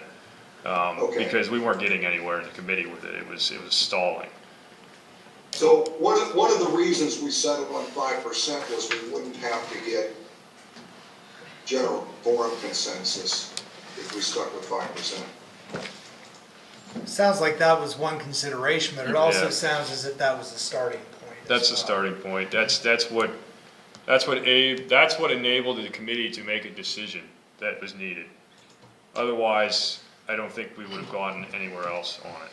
That's kind of my take on it. Okay, so we could support 5% with the understanding that there's a salary study coming in this budget year? Eric. So the status of the classification and compensation study is that the benchmark communities are in the final stages of being established. There was a presentation to the HR committee yesterday on the communities and the COGs in Pennsylvania and a few communities outside of Pennsylvania that look to be benchmark communities for the center region. And the study will begin the wage survey within the next couple of weeks. They will also begin, the consultants will also begin the interviews with all of the employees, and the process will be underway over the next month or so. But we do not see that we can have information in order to generate adjustments for all employees in time for the 2023 budget. So the COLA is very important for helping. I just want to be clear, because I would support that, the Yeah. modeling there. Yeah. But understanding where that came from was the nature of my original question. Yeah, yeah, and I think, So by modeling, are you referring to budget development? Yeah, the HR, budget Budget development, development. yes, Okay. I'm sorry. Okay. Well, the term modeling had been used, so I just Yep, yep, appropriated yep. it. Good on that? Yep, I got it. Okay. thanks for jogging my memory, Eric. 13, or what is it? Yeah, this is a continuation. There is a discussion about the calculation of COLA. I think we would be remiss if College Township did not once again ask that we use the same format as the BLS? members. Yeah, well, the government. Just a broken record. Yeah, but we'll keep putting it, somebody will understand what we're saying at some point, Maybe. maybe, but we'll keep saying it. Office Administration contingency budget, the COG-wide classification and compensation study got underway, Do I need to read all of these? No, he just brought up that point Yep, about. yep, so, So it's really a noted as Yeah. much as anything. I mean, we made a couple of I- comments, but it's, well, I think We get it. but I think more detail is required before we can take a stance. okay. No, consistent with the Facilities Committee approved facility condition assessment, 25,000 is planned to be budgeted to complete repairs, maintenance of the exterior of the COG building in 23, that's just a note. It is in the CIP. Thanks, Bob. As shown in the CIP. How about that? We have a should. 15,000 be budgeted in 2023 to purchase rolling tables, no, I'm sorry. A replacement Wow. projector for the general forum room. He went there. In 2022, the projectors began to fail, and it was discovered that these units have reached the end of their useful life due to age are no longer serviceable. One of the two projectors was ordered for replacement in 2022. Yes, So the comment Bob made is examine potential for leasing those items. Is They're that leasable right? or not, is that kind of equipment? I know we- And they may not be, I- but yeah. examine that. I think that makes sense. sure, and then also ensure that they're built into the CIP. Regularly replaced. Well, Yeah. we apparently now know the useful life, Yep. so we should build them into the CIP, and then there wouldn't be, Well, need leasing's to worked ask. out really well for us because we have copier, yeah. you get to the point where the copier is a real pain and they bring in a new copier and it's a model that's just a slightly new model, so everybody knows how to use it and you have a new machine to use. And so leasing's worked really well for us. Yeah, copiers is a great example, because by the end of most leases, they're boat anchors. But yeah, projectors, I hadn't really heard of a leasing model for that one, but yeah, there are times and places leases are good. Should staff revert the employer-employee insurance reserve split back to 80-10-10 from 79-9-12 in 2022 due to a lower refund than budgeted in 2022. Recommendation is. What do you think, Bob? This is way too complicated, yeah. Was for me. Well, I didn't research it, but I trust Bob. Well, go ahead, Bob. You Make know, a point. I know how we handle ours, and it's basically when we get when we get a refund, it gets returned in a proportion that the employee and employer share, and that's how that works. And there's no fund balance. There's no 10,000 decisions to be made about it. It's done, and this to me, is what what COG should probably be doing as well. So Yeah. simpler is better. Well, it is for us. It is for us, yes. But you're dealing with one member. I mean, that complicates it. And then I assume this is in reference to the insurance fund at COG too. And that we have moved forward with some policies on that. Because it was getting out of control. And I think that's still a task on the finance committee's work list for yet this year, so. But, yeah, just put it back to 8, if that's what works, that's, how it should be funded. So that would come back as a credit to municipal contributions somehow? I mean, that's the other thing. The other thing is not everybody participates in all the agencies correctly, so, the backside of it gets Well, complicated. each fund that paid the health insurance would get the money back. And so in actuality, what would happen at the end of the year, you would have more fund balance than you would normally have if there's a refund. Right. So then possibly that money could be used for the programs that Eric cites in the document, or it can be used to reduce next year's municipal contributions. Okay, anything to add to what staff is wordsmithing for that comment? I support whatever makes it simpler. Yeah. Yeah, they'll wordsmith through it. The comment that I have is revert to the 80-10-10, but we support making this a more simplistic. This time and going forward.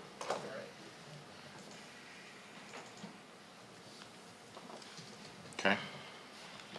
Center Region Code, should 25,000 be budgeted in 2023 to start converting new construction project documents to electronic format for larger facilities and the larger housing projects after it converts the existing structures data to electronic format.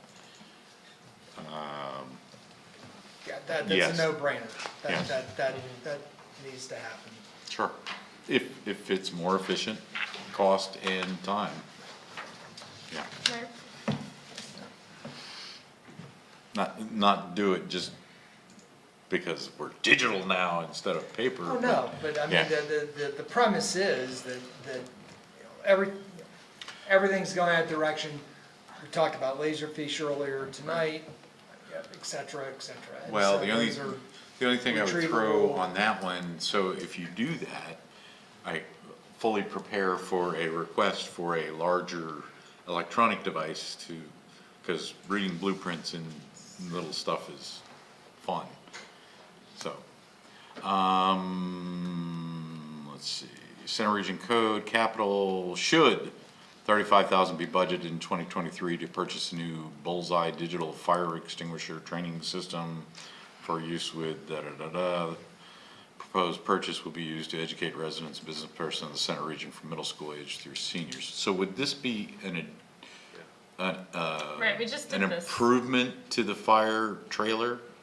It would Or be in something addition. separate? Okay, This is more of something that can be used indoors. The existing system can only be used outdoors and only with people of certain ages. And so this is more like I guess, a video game sort of thing. So it can be done indoors, all weather conditions, so you don't have to worry about doing it outdoors. You can do it with seniors, you can do it with younger kids, but basically you're mimicking it with a digital laser system instead of having an actual flame sort of thing which you have to normally do outside. okay. And this is planned under the code budget, which is For nice. public education. Right, which helps us all in our ISO rates, ratings and everything for our personal insurances, home insurances and business insurances and all that good stuff. So it's an investment, and it's a nice investment of code funds towards that. So I have a yes on that. Yes. Should 15,000 be budgeted in 2023 to purchase 10 iPads with protective cases and accessories and 10 mobile printers and inverters for use in the field as part of the implementation of the Tracer software package, et cetera, et You don't cetera. have to read all that, Eric do you? has two hands raised. Eric, please. Thanks.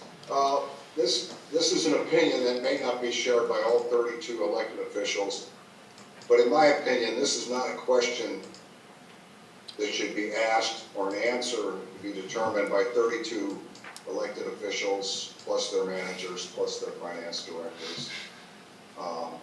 You know, the code director knows whether he needs these or not. He should make the case to the executive director, Eric, and we should trust him to make that determination and put it in the budget. If it has to be vetted by elected officials, then, you know, maybe the COG subcommittee that oversees. I was gonna We say, did you've see, already discussed we've this. already seen these, And and that's what I we're in remember. agreement. Yeah. Public safety had seen these already. In support of our public safety rep. Then that's what it should say here. And honestly, I mean, I know I'm in the minority here, but we're getting down into the level of questions that really should not be put to 32 plus elected It gets officials. even smaller coming up. These are director level decisions in my opinion.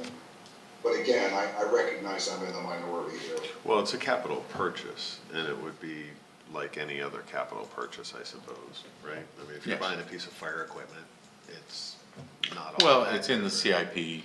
This is new. We don't have this. So Right, so it's it's not an like, yeah, it's not really, Yeah, I mean, I could see it either way, but. yeah. But it does make sense, and it does extend capabilities that we do not currently have. So we could say we Both defer to cases. our Public Safety Committee representatives' support. I support the purchase. Yeah. I'm just saying I shouldn't be the deciding factor. Well, how about just a blanket yes with a further explanation that this level of decision should be made? I'll figure out the wording.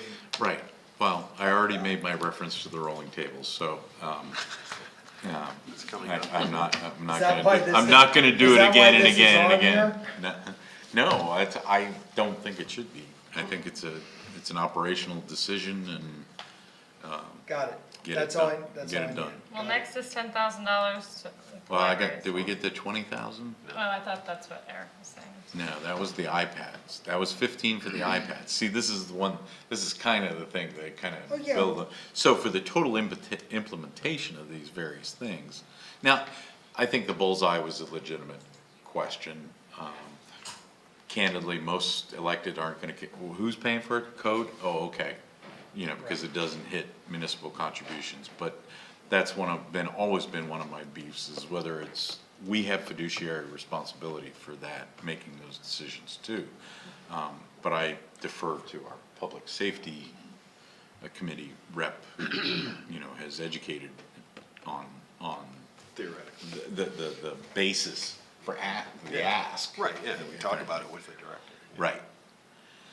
Okay, so 20 for electronic plan review, yes, right, or wait a minute, paste.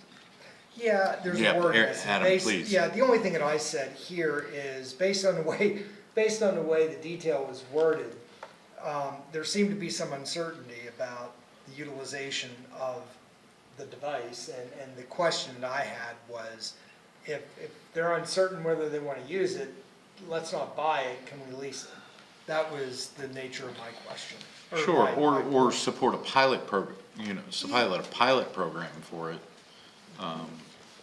It's $20,000. And again, we'll go to You the didn't have public to spend $20,000, but if you were able to lease it Yeah, for a period of time, it has the same effect, but it doesn't have the same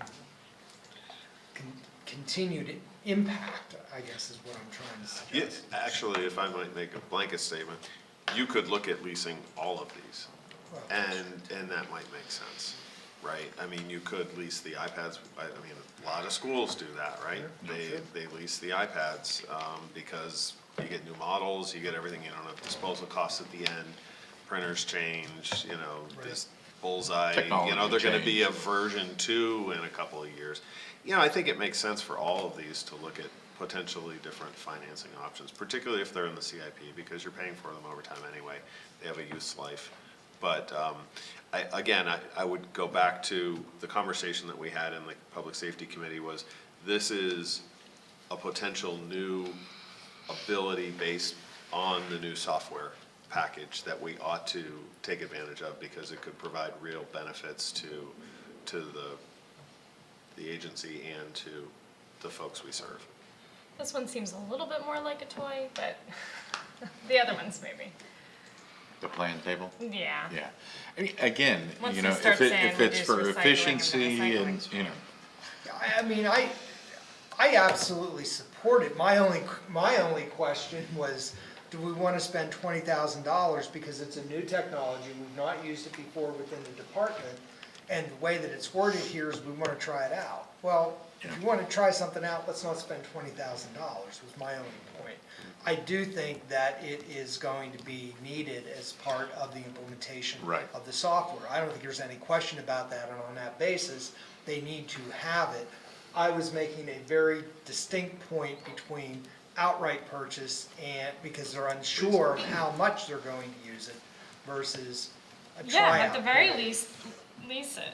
I mean, I'm on well, in I'm on particular, Adam's side about this. short-term lease. Right. That's a critical, you know, Sure. a 5-year lease, you bought it anyway. Well, yeah, exactly. So- Right. But no, I absolutely, all the trays or elements that are in the CIP, Yep. I support. Because there is no half measure.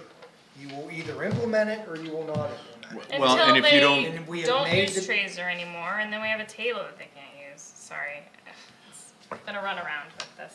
But Right. We've that's been why down the this road lease- Right. with code software. Yeah. I think Well, is the- In fairness, we've been down that road here as well. I can't believe that I'm in a position of defending the Tracer program on behalf of the Center Region Code Administration to my council. But to be fair. But here we are.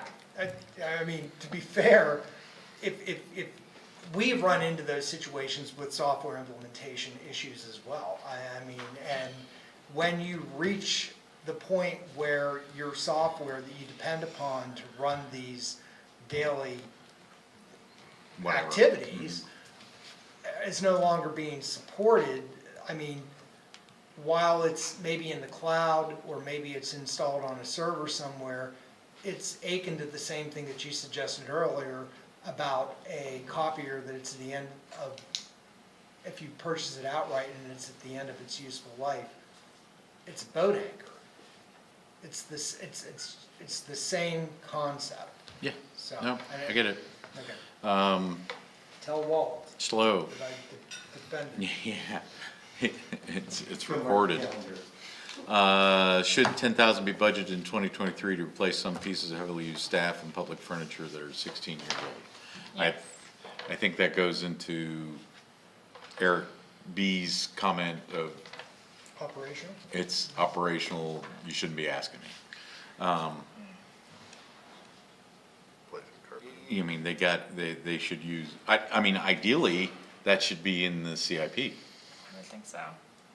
Could we add, make sure that comment is in there, if in the CIP, for sure. It may have been deferred, so. Consistent with the facilities committee, 10,000, replace the carpet, operational decision. Just because as an old person, I'm going to say, just because something's old doesn't mean it's bad. Write that down.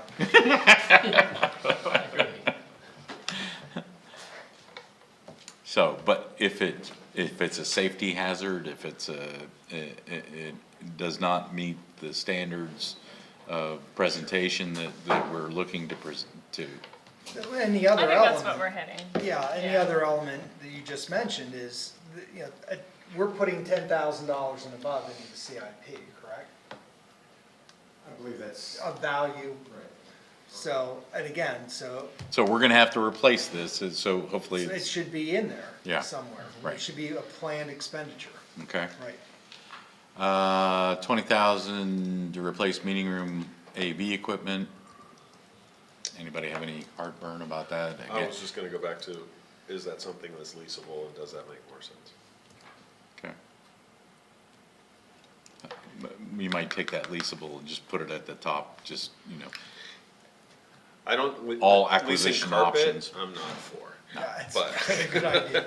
right, right. Understood. The only thing I will share flat out, once you go carpet tile, you never go sheet product again. But You never go back. you never go back. Duly noted. Let's see, consistent, that's a note. Approved FC, 90,000 is planned to be budgeted in 2023 to replace the parking lot ticketing and validation system. Okay, I have been on council too long. Yeah, when that makes you laugh, you Which has know, reached the there's end your of life sign. earlier than expected.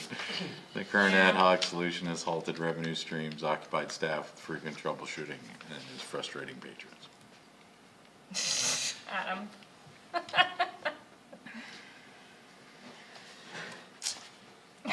Yeah, what choice do we have? You know, but What is the better choice, Adam? I refuse to comment on this item. Can I ask a quick question about this? Is this a revenue stream for SCLO? Or is it a convenience? Because, Control. but, so that, you know, folks who Right. maybe don't have a lot of money can come to the library, park at no cost, and yet, I mean, that seems to me to be the point of this. My understanding is that at one point there was intent to be able to generate some revenue from the system, but the main point is to ensure that there's free parking available for patrons to use in the downtown area, both the underground garage parking as well as the parking that is surface lot level. The problem that has happened over a number of years, companies, smaller companies that have had more custom responsive services to what our goals have been, have gone out of business or been acquired by the bigger ones. So there's really now just one or two big companies, and the biggest is the company that dominates this part of the country, and that's the one that serves the bulk of State College borough parking in the garages and surface areas. And we have had some, staff have had some conversations with this company and with borough parking staff about wrapping it in, and is there a way to accomplish the goals of serving the patron needs while not having to charge patrons to use the parking lot to come to the library. And they want money for the operation of the service. So we're looking at trying to find other ways to do this without it becoming an expense to the library more than, as this turns out, every few years there's a big expense. So we're still exploring options. We just know it's currently malfunctions are not supported for repairs any longer. Eric B. Yeah, just to follow up on Paul's question, Eric's right. As Adam will recall, one of the requirements for financially supporting a downtown library from some of the non-borough municipalities was that the library patrons would have unfettered free access, parking access to the library. So we ended up with what we ended up with, which was a combination of, it was a small company, couple of small companies, with finicky hardware and software that got bought up by other companies. Anyways, it's a mess. It's time to probably just get back to the original intent, and it seems as though the borough has parking, it has a competent parking validation system in place, and I'm not sure why we just don't look at, rolling it into the borough's existing merchant parking validation program. I think they're both supported by the borough's IT staff to start with, so I'd start there. But I definitely support the staff comments here. Okay, so what are we offering to staff to include the? I think Eric's comments, well taken. I'm not sure if there'd be a technology, I'm not sure if there'd be like a technology need in order to do that, Eric, but it's a great thought. You know, just implement the parking system that's already there, but validate it from the library. Would the 90,000 still be needed to take an action like that, no matter what it be, or are we saying 90,000 just to replace as is, right, like for like? So, I mean, I use this Park Mobile app downtown every single day. I'm downtown, and I use that app, and it works really, really well. And I also use the SCLO Library digital app. So maybe there's a way to combine those two things so that you can somehow get an hour or an hour and a half of parking at one of the meters through Park Mobile as part of your SCLO visit. You just go in and you log in, and as long as you're in that parking lot, because you do it by zone number, that you could do that, and you could park for an hour for free or I mean, something. I think that's what Eric was saying. Yeah, I mean, I just think again, there's some there's- technology there that wasn't there originally. Yeah, but there's also like a technology threshold that the patron has to meet, is all I'm saying. Well, the front desk might be able to do that too, like you walk Right, in they and may give be them able your- to do something, right, so it's a thought for sure, I don't know about the 90,000, maybe that's our comment, is explore an alternative, Yeah. because this door has been knocked on again and again, and it's not going anywhere. The way I interpreted the 90,000 requested is a like-for-like replacement. Is that what it is? We're saying, hey, it's at end of life, and to replace it with the current similar system, we need $90,000. I believe If that's I could- correct, but we are exploring lots of options, including the ones you all have just talked about, and though I don't know that we've looked at parking meters yet, but we've talked about tokens, we've talked about a lot of things, and to Carla's point, we do have folks that an app would be a technology barrier, either because of the cost to have a smartphone or whatever, but we are playing with a lot of those ideas, so your feedback's important, and we'll continue looking at that, and I'll be meeting with Lisa in a few days and get an update on that. Right, I mean, I think it's important to remember that this, at this point, with the amount of money poured into it, and the amount of money that's come back from it for after-hours parking is, I mean, we're like way above and beyond by now, so it's, Right. that's the heartburn about it. Right, and all those parking meters, this, that, parking mobile, all that kind of stuff has a whole enforcement. If you don't have the enforcement to support those elements, people will abuse it. Right, you still need to pay somebody the If everybody would do the right thing, we $40,000 wouldn't need, this is the parking for the library. If that wouldn't get abused, we wouldn't need all that. Eric B, you had some? Yeah, just one thought, mostly for Eric N., is this whole standalone free parking mechanism was put in place almost at the exclusive existence of one, possibly two municipalities, that there be this free, easy access parking option. That may not be as critical a factor anymore, because like Paul, I'm down there a lot, and sometimes I use the free parking, and sometimes I park on the street, because sometimes the SCLO lot is full. And I don't have any problem parking on the street and using the app. So the point is that there may not be as heightened sensitivity anymore, that there be this amount of free 24-hour or free parking access for the library in that location during library hours. And like Carla noted, I don't know that the after-hours parking revenue that's been generated by that amounts to much of anything of consideration. It's not a factor. But just a couple of points for consideration as we're moving forward, that I'm not sure the sensitivity is as acute as it was when we were trying to get consensus between the municipalities to build the darn library downtown. I think we'd definitely well, I mean, I guess we don't know until we try. I would just say that patrons who enjoy the free parking now, I'm sure would have a very difficult time switching to paid parking, especially those who, with, I'm thinking kids and who spend 4 hours at a time, you know. I wasn't suggesting that we eliminate the free parking option, I just didn't figure hear out a you do different that. way to implement To it. credit it back on the. Yeah, credit it Right. back But through the the app, or to go the just app to is a the, barrier. The app is a barrier.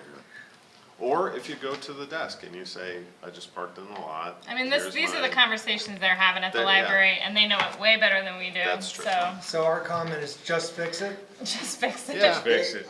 forever. I didn't, Oh, I Once didn't and for mean all? to Wait. to insinuate that it be, no longer be free. I just meant that it be a separate, standalone designated parking so that it doesn't necessarily have to be its own system. So seek opportunities to utilize similar technology as in the parking garages. Well, yeah, I have options. With, Seek less expensive options to fix it and fix it for good. right. With, it does not escape us that this is the fourth or fifth replacement of this system. It doesn't escape them either, let's just be clear. They're, I'm sure, done with it as well. I mean, it's a dollar amount, the fourth and fifth generation, because I'm new, right? I mean, has it been this expensive every Yes. time? Yes. Yeah, I mean, I think. Every yeah. single time. I think we have an obligation to not spend that much money again for a fourth and fifth time. To try our darndest, if I will. I mean, it's a heavy wear item, a heavy motion Yeah. and all that kind of stuff, Feels but like a good job for a 14-year-old. I don't know, does Yeah, Ms. Kerner we could have probably any employ it. Yeah, input that she'd employ it. like to offer on the State College Library parking situation? It's been a long time since I've been involved in it. I do know that there was a lot of consternation when because I believe they did use the borough at one point in time, and the borough then said, no, you've got to maintain it yourself, and so the ladies were out there they're replacing the bars that were getting broken off, but parking is just tough. But you're right, if they will take advantage of it if they can, so you gotta have something, otherwise it will always be parked full. So, unfortunately, I don't have any more, it's been too long. right. It should, some kind of like free book. Well, program just to be for clear, kids. utilizing, the borough's bringing a vendor to the region for this. We're not asking the borough to maintain this. Let's just be clear that that's in there. Okay, I'm gonna say seek cost-effective options to resolve once and for all, consider incorporation with the State College Borough system and/or explore the use of the library app amongst other means to provide the service. Equitable access. Yeah. Equitable access. Okay. Because, the reluctance is, I think, because this much has been spent how many times? Right. Center Region Planning Agency, pop-up community surveys. Noted. Yeah, it's a noted, but I think we would want to echo Bob's, I like it. Yeah, is there a way we can follow the leader on that? Let's see, regional fire protection, it's another note. If volunteer recruitment trends continue, 2 or 3 career personnel will likely be needed to be hired in 2023. This will not become clear until August. Fall recruiting is primary source for staff, so noted.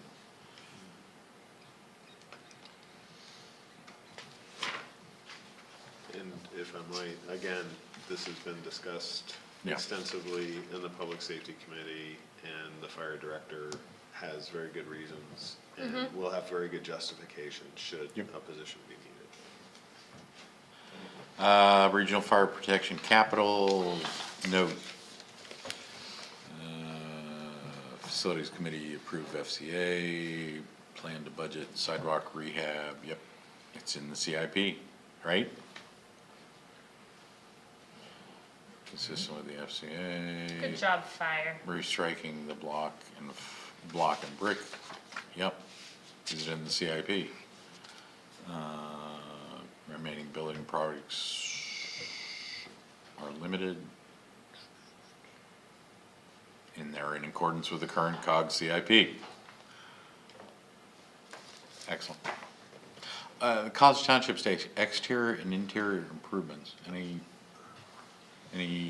visibility on what those are, landlord? I don't know what the exterior would, Paul, you may have better No, I was information actually than gonna I do. ask, and I wasn't sure whether that was gonna be an improvement on the building itself, which That we would be our actually lease. responsibility Yeah, That's typically. what I maybe was- So fire what I'm suppression thinking related. is these are interior modifications to the College Township Fire Station that would be made within the substation itself. And the exterior was what threw me. I wondered if that was maybe doors or, I don't know. There may be some entry doors that, I'm sorry, you may, Can we just put a note that says any improvements, exterior improvements should be coordinated and or approved by College Township? We won't speak for Patton Township, but.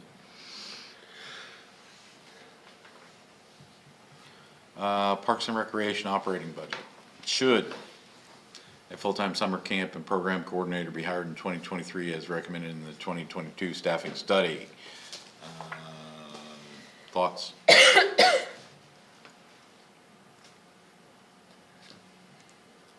Mr. Manager? I have a generic thought on all of these positions. There's Yep. a lot of them. Yes. And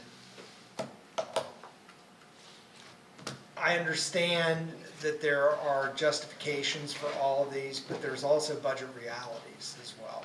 Yes. So while I don't have precise heartburn with respect to these issues, I do think that an emphasis needs to be placed on prioritization of which of these positions or similar positions must be put into place. Because the cumulative effect on municipal budgets for funding the COG budget is going to be greatly, there's a direct correlation, obviously, to what we end up spending on adding additional positions. So I don't have a particular problem with any one of these, but in the collective, they become a financial burden to municipal funding partners. They just do. Well, it goes back to our, again, in a perfect world, we would do all of this. But the financial realities are gonna be there, so I think prioritization is, I think that's a very valid comment. And the ability, you know, what would factor into the prioritization is their ability to eat what they kill, you know, kind of thing, you know, they pay their way, kind of thing. Or if I might generate net new revenue as well. Or Because just, Sure. right? Sure. Because it isn't just necessarily dealing with the flat, but what would enhance the program? What would, you know, could we serve more people? Could we serve, you know, whatever, improve the program in some way? So are we comfortable with those for all of that section? Staffing questions? If the statement Those is, two. if fully funded by program revenues and position can be justified, or position can generate new revenues, which is what I heard the addition was. Is that the, I mean, there's a lot that comes with the position, though. I know Eric's right, like locked and loaded here, but I just don't. I'm not exactly. I need more information. This is a year over year Yeah, forever. I mean, once this, it's in. it Potentially. doesn't come out. yeah, like Yeah, for the I most mean, part, but. I guess is like you build your programs and camps and things to the degree that you have staffing. So are they requesting to expand? I mean, yeah, a high demand and potential to expand summer camps, general programming. So this request is actually a much larger request, and that's, should we expand what we've already got? And I do think that there's a lot that comes with that. There's space, I was gonna say, there's facil- also are a lot there of facilities private to support it? companies who are also providing summer camps and recreation and things like that. And are we competing? Are we spending a lot of our tax dollars in order to compete with private companies? I mean, I don't know. This is just upon, reading this. So a question could be, More information. well, certainly more information, but, is it filling an unmet need in the community? Yeah, I think if I remember correctly, and Eric probably gonna talk to this, when we reviewed this at Parks Capital and it was presented to us, I think one thing that sticks in my mind was that there was revenue being left on the table because things weren't getting processed quickly enough. So like this could potentially bring in, to your point, bring in that more revenue because now someone is dedicated to fulfilling these requests and getting the summer camps rolling and things like that. Am I right on that, Eric, a little bit? Yeah? Yes, each of these positions that have revenue associated with them, the programming ones or the facility coordinator position, I think at the nature center, each of them will bring in some revenue, but I don't think we're in a situation with any of the positions that they'll fully cover their cost. Because, for instance, the summer camp and program coordinator, there's some offsetting costs from a current part-time rec aide that's vacant that would roll into that. But we don't anticipate that the revenue generated from enrollment would fully cover this cost because we're talking youth programs and a number of situations where we try and keep the fees affordable for families that might have multiple kids in programs. And in that sense, we're not competing with the private sector.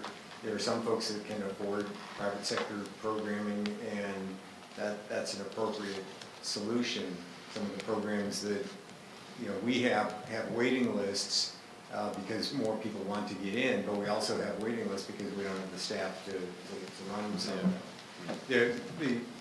a little bit of the background is that the Parks, Recreation, and Open Space Comprehensive Plan that was approved in 2020 identified a number of these needs, and the staffing study came as a follow-on to that, and this is a multi-year set of recommendations, realizing that the first year set of recommendations was very pricey.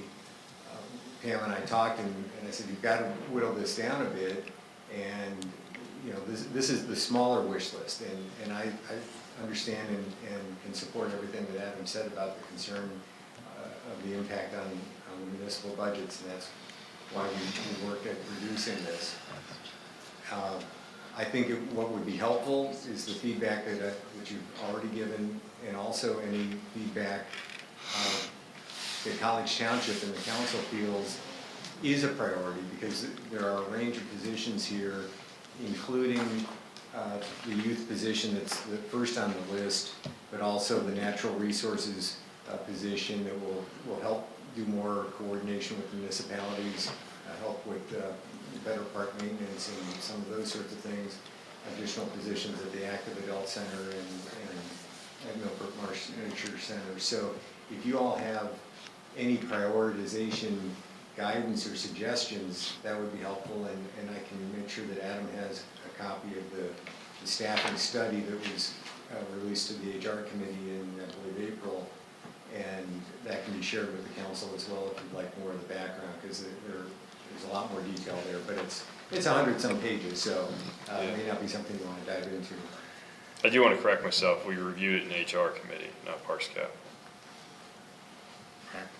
And the other element is customer service, Yeah. which isn't always funded and everything. Adam, you had something?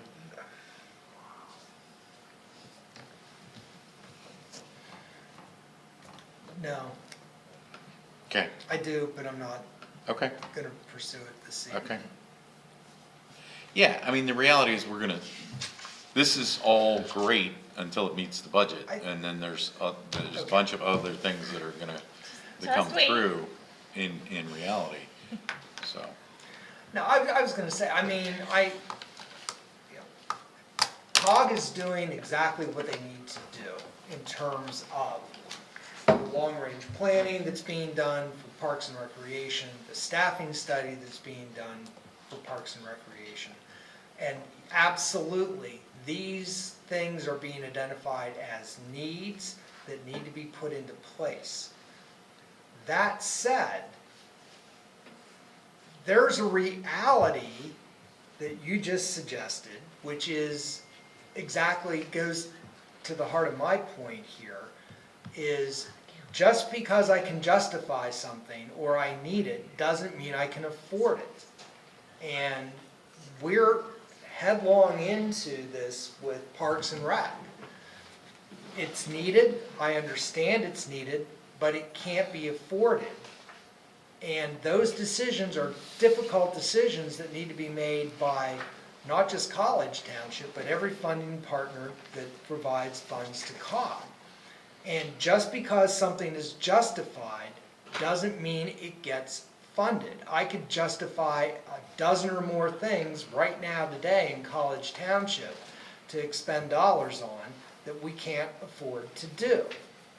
And I think the time has come that has to be realized, not that COG doesn't realize that, or the individuals that are putting together the staffing reports and the studies and providing the information to the elected officials, but the elected officials of all municipalities need to pay attention and understand that there are limitations to all of this, that we just can't fund everything that is justified. And that has not happened, and it's a concern. And that's why there needs to be a lot more work by individual municipalities in vetting these kinds of suggestions. And again, this is not a rant against the Parks and Recreation budget or the code budget or anything in particular. This is a systemic issue for the COG. And this may be the year where it begins to tip the scale, where municipalities consider the approach that Ferguson Township at one point took with funding the municipal library, which is, here's the amount of money that we will give you and allocate it appropriately. I appreciate your comments, Adam, and to that point, I would suggest that 83, the summer camp and program coordinator, because it specifically says expand summer camps, general programming and events, which says to me that this is down the line a much bigger budgetary item once it gets rolling along, be part of a fuller, I don't know. Show me the need. I don't know, maybe it's in a study somewhere. I don't need a study necessarily. I just don't see it. I'm not sure. My answer to that one is not this year. Yeah, I mean, I agree with you. Like, a large part of it, I think, is saying, well, look, if we get this position, we can expand, right? Yeah. What's the expansion bring? What's the net benefit from the expansion? If I expand and I'm able to add 20 more participants per program class, I can expand and add 10 more programs. What's the revenue stream versus the cost basis and analysis, like, what's that further data? Show me something like that. And when it comes to affordable childcare, I'm all about it. But I mean, if we're really trying to provide affordable childcare for every child in the center region for the summer who needs childcare, we're never gonna do it. Like, if that's the issue, like, talk about a sliding scale for customers, things like, there are ways to meet that need, because I 100% guarantee you a lot of those affordable spots are being taken by families who can afford a little bit more if they need to, who definitely can afford a little bit more if they need to. And so if we're worried about the families that really need those spots, then let's make sure to save those spots. Let's make sure to have a certain number, like a threshold for some of our lower income families that meet those criteria. the wait list, you know, things like that. There are other ways to meet that specific need, and I'm very sensitive to that need, so I don't mean to dismiss it, but that need's not even brought up here. It's just saying expand, so that's my comment on that one. But I kind of put the staffing positions in the same vein as the mobile concessions was last year when it came at it came out the budget, and we said, okay, you say we have this need, you say it can create revenue, show me. And they did come back with a pretty decent business plan on that element of it and everything. I think what I'm hearing is similar for, okay, we're saying there's a need, we're saying that there's potential, show me, for these. Well, And not if it- just show me, but like, show me how it's not being met, and it can't be met by the community at large. Like why is it falling on the tax dollars to meet that need? Do you know what I'm saying? I do, I said that earlier, is it an unmet need? in the Right, yeah, community? exactly. Yeah, absolutely, I mean, that's step one, Yeah, and then, but even from there, just, the justify, just because, well, they're gonna point to the study, the comp study. Yep. And say, well, they said we needed this, so, I don't, and it goes back to Adam's point. I'm not arguing if we need, but can we afford it? There's a lot of things we need that, and there's need and want and, all those kind of things. Right. Eric B., go ahead. Thanks. Just a few thoughts. The needs have been evaluated and for the most part justified in the comprehensive plan that was done. Then to the second question, if we're going to address the needs, big F, and I believe they have been noted, they have been justified in the plan. I don't agree that it can only be done if it's fully funded, because we're already offering through Parks and Recs lots of opportunities that are partially subsidized. So I don't think it's fair to say we're only going to meet these newly identified needs if they are fully supported by program revenues, because that's really not fair to those people when we're subsidizing other opportunities. But if, as Adam says, there's a finite amount of support available, then it's not really, I don't think, our place to say, no, we're not going to move forward with meeting any new needs, because things change. People have, what we found out when we did this comprehensive plan is that people's recreation desires have changed considerably over just the past half dozen years. I mean, who ever heard of Frisbee golf, 5 years ago? So I think it's important that we adjust with them. So if, as Adam says, there's a finite amount of revenue to support this, then maybe what we should be looking at is, should we be meeting these new unmet needs by reducing support in other areas where maybe the needs aren't as pronounced as they were, say, 5 or 10 years ago? I know that's not an answer to this question, but I do not agree that we should shut the door completely on this position if the funding can't be, if the positions can't be fully funded by program revenues, because I think that does a disservice to the comp plan that we just spent so much time doing and the changing dynamics of recreation, particularly when it comes to subsidized recreation opportunities. I would agree, again, I go back to the customer service element, and that's not always fully funded and everything. But I think our overall comment is, we understand and recognize the need has been documented through the comp study, but we're also very cognizant of the financial realities that we're facing.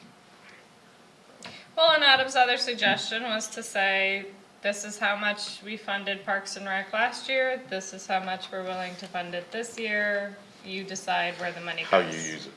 Yeah, I mean, being a new guy, I'd like to kind of see that data, right? You know, what's the overage, right, from last year? What's the change? Right. That's the interesting paradox. here. You have the program plan, which Right there, is conceptual in execution and stuff, and then you get the detailed budget, which puts a face numbers to it. Oh, I see, they don't give us the previous, not in that. Yeah, we'll come back to that comment. Did you have some, Paul? Yeah, just an observation. Very much like the Public Safety Committee has seen a lot on the fire protection program. I mean, I think some of this could and should be routed through the appropriate committee. That's part of the- As an approval Yeah, or that's part of the vetting. problem, is that Parks doesn't, Have Parks a has the committee. authority, Parks doesn't have a committee. Yeah.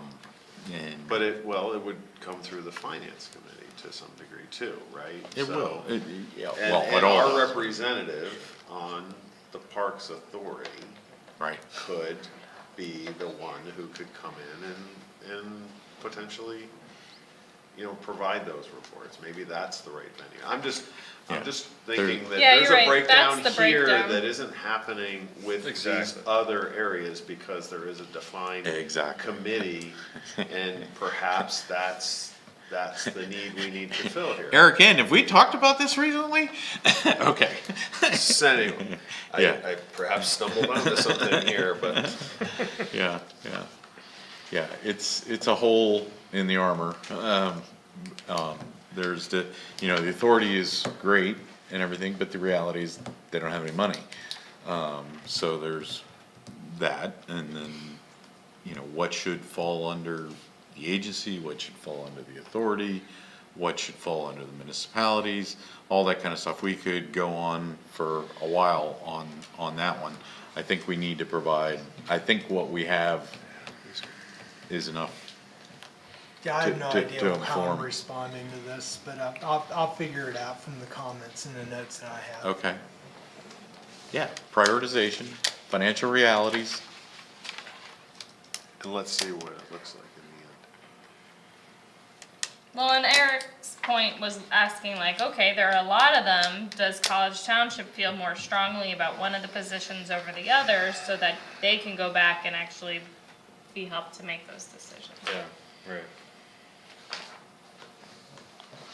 Okay, do we? I mean, staffs, there was the adult, Right, the summer camp and program coordinator.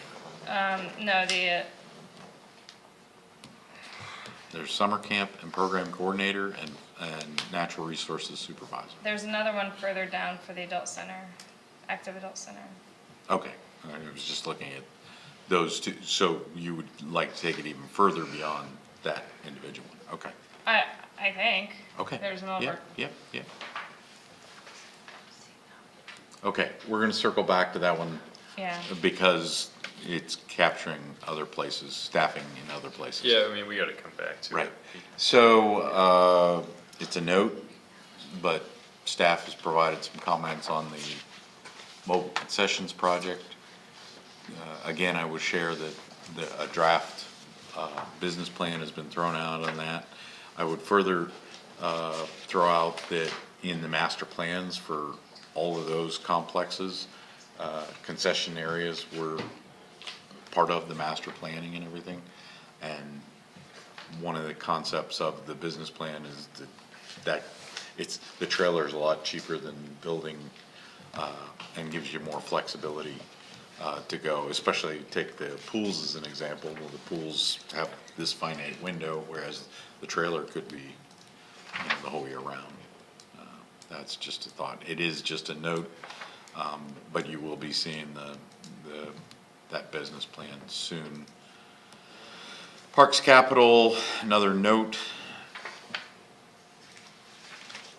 Again, refer back to the CIP. We have a should the following scheduled purchases be made They're in the CIP. Yeah, if they're in the CIP, the used concession vehicle, that, the business plan needs to be reviewed by the members of the general forum. That would be my comment. I don't think you can make an informed decision until you. You can make a comment on the CIP, to me, the CIP is a document that could be better vetted than it currently is. Which means, and I know this is an unusual year because of the relocation of the person who is in charge of the CIP. But to me, if you get a good CIP document and you review that in June, and you vet that, then all these questions about capital in the program plan matrix go away. Because you've already vetted that.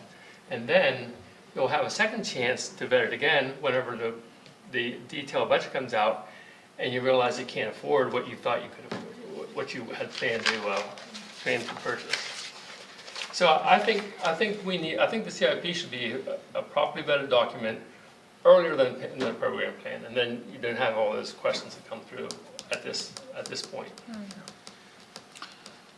Yeah, that's what we do here. We try to get the We don't have a program plan. No, not a program plan, but we get their CIP done. We vet all those things. And we have narratives for the projects of the current year, and so, And then after we have a CIP that's been approved, we lift it up and we plug it into the budget, okay? And then it's a matter of what are our revenues, what do these expenditures look like, what has to drop out? We're doing everything at the same time here. The program plan, though, has a lot of the detail that you need to make some of those CIP. well, I do. a lot of stuff in here should probably be narratives in support of the programs, of the projects that are in the CIP. Right. I mean, like we do it. And then the program plan is good for what we're discussing about the programs. Right. The programs, not the capital. Well, sometimes you have the capital to support the programs, though. Well, that's true too, yeah, I mean, yeah. Example, purchase a new 10-foot turf mower, so that's not replacing. If the discussion was to replace a turf mower, our question would be, you need to vet that, Understood. and if it needs replaced, you replace it. If you can get another year out of it, you get another year out of it. But purchasing a new one to do some new thing, and I assume, right or wrong, that probably tied to Whitehall Road kind of stuff. But, those are operational decisions grounded in financial realities. And that's what I think, your point is, and our ongoing point is, COG isn't as grounded in, COG doesn't have to raise taxes on their residents. Right. They defer that to us if we support all of that and everything. And that's puts you in a different complexion and everything. So we have to be cognizant of saying yes, yes, yes. And that I've thrown that out before when you sit in your committees and you're just going, yep, yep, yep, yep, yep. And then it comes to finance and there's a number on it and we can't afford it. I don't want to be saying no, no, no. I can't be saying no, no, no. But in all fairness, at the committee level, we don't have access to the full picture at any one point in time. So. And maybe you should though. Maybe that's. Yeah. You have a snapshot. Yeah, but then we're sort of crossing streams with finance to a certain degree. But again, if you have parameters, if you understand generally, I would agree with you. But Well, exactly. You get into conceptual but conceptual still can come with numbers.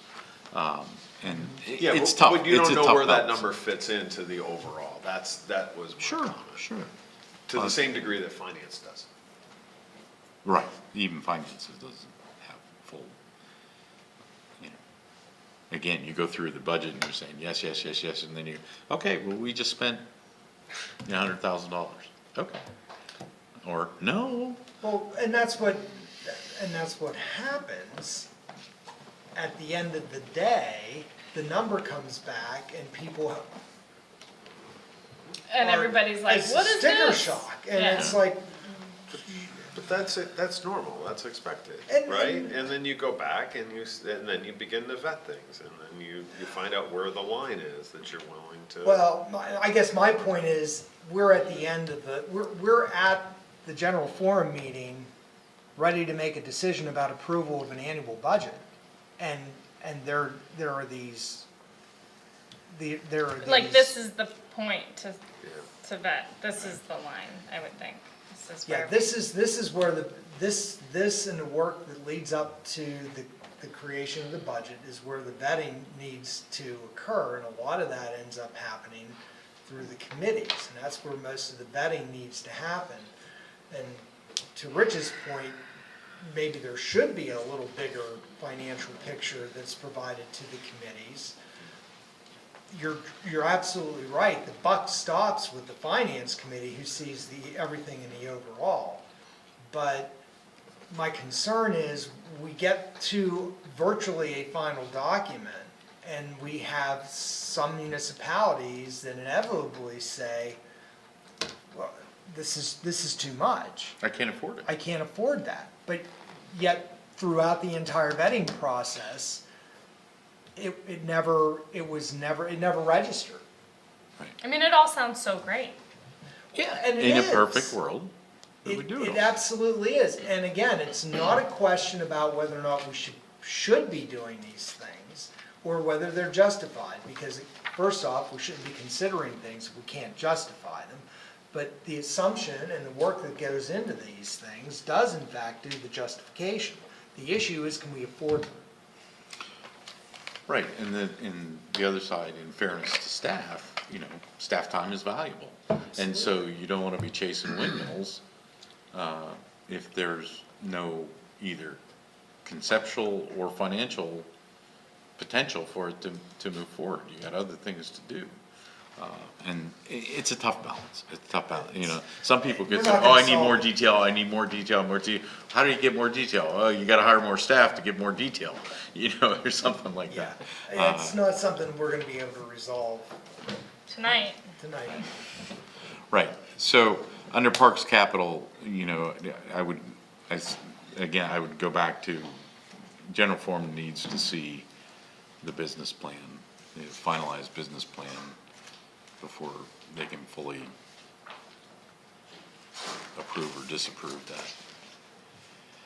The rest, if it's in the CIP, if it's warranted, if it's justified, all that good kind of stuff. Aquatics operating, there's one of your other positions. that's an increase from 7 to 10. But then moving to a full-time by 2024. Right.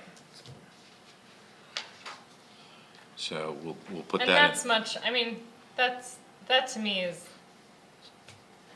Logical. more manageable. I mean, it's hard to find people who are willing to take a 7-month up to a 10-month to be fully funded, so maybe that's a staffing issue. It seems like they're okay right now, but Well, yeah, but it is adding another FTE, it's a full-time equivalent Yeah. position, so we just have to be cognizant, because once it goes in, it doesn't come back out, which we made that observation earlier. yeah, it's every year. Okay, we're gonna put that in the staffing prioritization pot for now. Yeah, that's her. Aquatics capital, consistent with any qualms about anything under the capital, it's a note, and we're noting. Yeah, keep those pools pooling. Active Adult Center operating, so we have a staff assistant position And another one. and a program coordinator. We'll put that in the staffing prioritization pot. The next one as well. Park specialist, full-time facility rental coordinator. All right, capital, it's a note. Where are we at? Page 11. Millbrook bottom. Marsh Nature Center capital budget.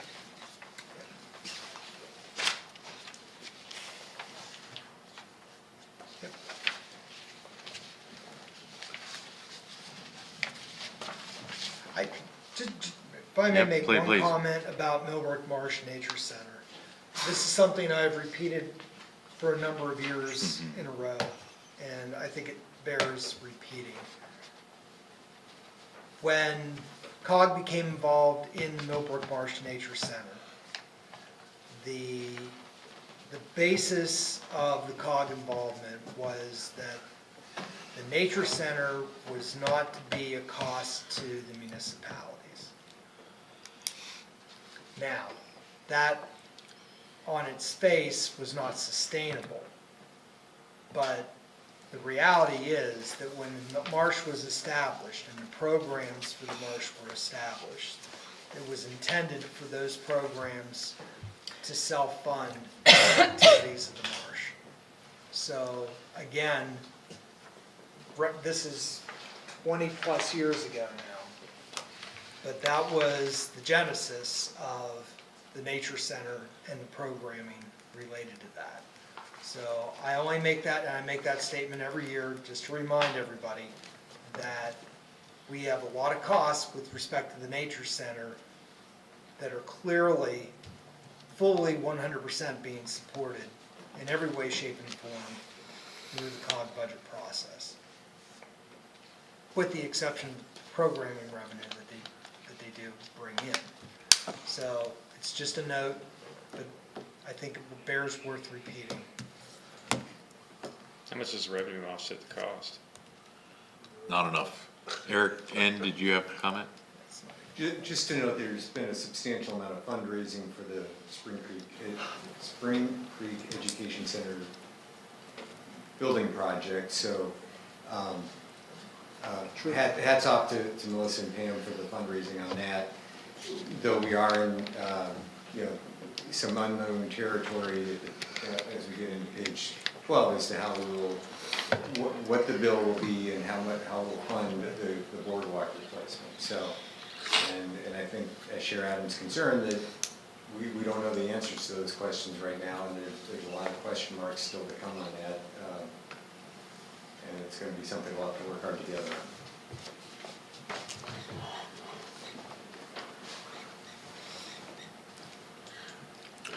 Total everything up, it gets close to $5 million. Mm-hmm. Which is very significant amount of money Mm-hmm. for any municipality or collection of municipalities.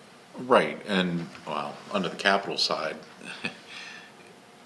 long-term things with long-term money, but we already saw the fight we had for financing for Whitehall. Now, maybe there would be less, more support for Millbrook, but debt service is still a cost, so.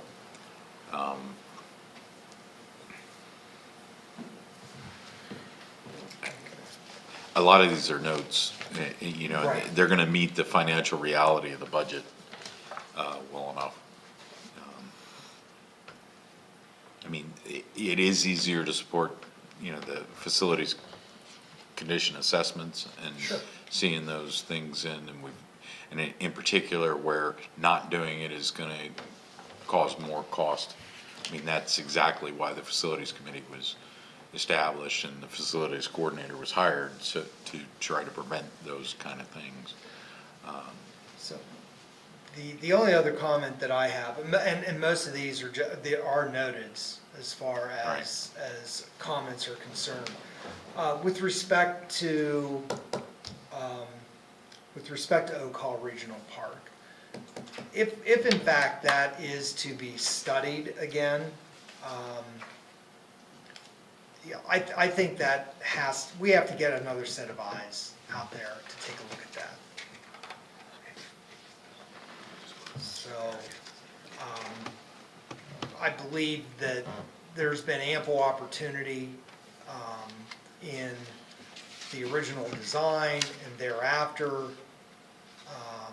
I would just encourage the Park and Rec agency to consider working with other engineers in order to get a variety of thoughts on that issue. Because I think it could have been addressed different ways at different times, and for whatever reason it was not. Mm-hmm. So it's a No, passing no. comment, it doesn't even need to be recorded, but But for it is. posterity, but it is. Eric? Well, do we want to send it forward as a comment? Eric B., go ahead. Yeah, related to Adam's comment, Which? the referenced TSA trail, is that the same material that we approved for Millbrook Marsh, the recent land development plan? Yes, It is? yes. Okay, because I can remember asking that question at the land development, you know, will that material hold up to snow plowing and, you know, those kinds of things, because they wanted to use it in lieu of a sidewalk. And I thought the response was that it would hold up to snow plowing, but clearly that trail at Oak Hall is not, at least to my eye, a substance that would hold up to snow plow, so it doesn't surprise me that it's washing out. But that's the same type of trail that's going into Millbrook Marsh? Trail surface Yes. aggregate is what we're talking about Yes. here, right? Yeah, TSA. Okay, I wish I'd have known that. I'd have been less supportive of using that at Millbrook Marsh, because if that's the same thing that's at Oak Hall, Need to look back. Ultimately, we didn't use that at Millbrook Yeah, Marsh. I don't think that was a. That was I don't think it originally was approved. proposed, It was Eric. proposed, but, Oh, But no, that we was- went concrete. We went with Asphalt. asphalt. Stand corrected. That was originally proposed, Eric, but in the final analysis, land development plan approval, that was not part of what was approved. Yeah, we, okay. since they were going, yeah, we had some discussions on that, and because we went, where the sidewalk went, we went with concrete rather than the TSA in a different location. Okay, so we're not, We didn't repeat the TSA 's same not- mistake. okay, good. So not necessarily a comment, just a question since we were talking about it. Now, obviously, I would prefer TSA not go back in at Oak Hall for obvious reasons we've learned here since it went in, doesn't hold up. But I don't know if that's appropriate for this level of discussion. Okay, back to the question, do we want to include Adam's thought that the engineering work be bid? Yeah. I agree. Yes.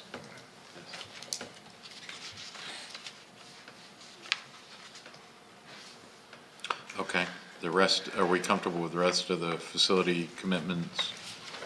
Yeah, I thought the water wheel thing was kind of funny.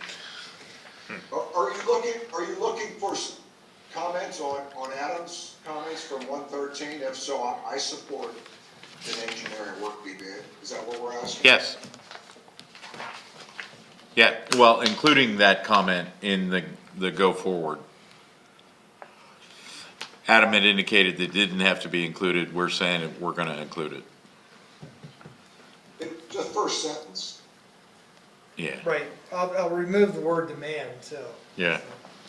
Okay, the Hessfield, yep, that's good.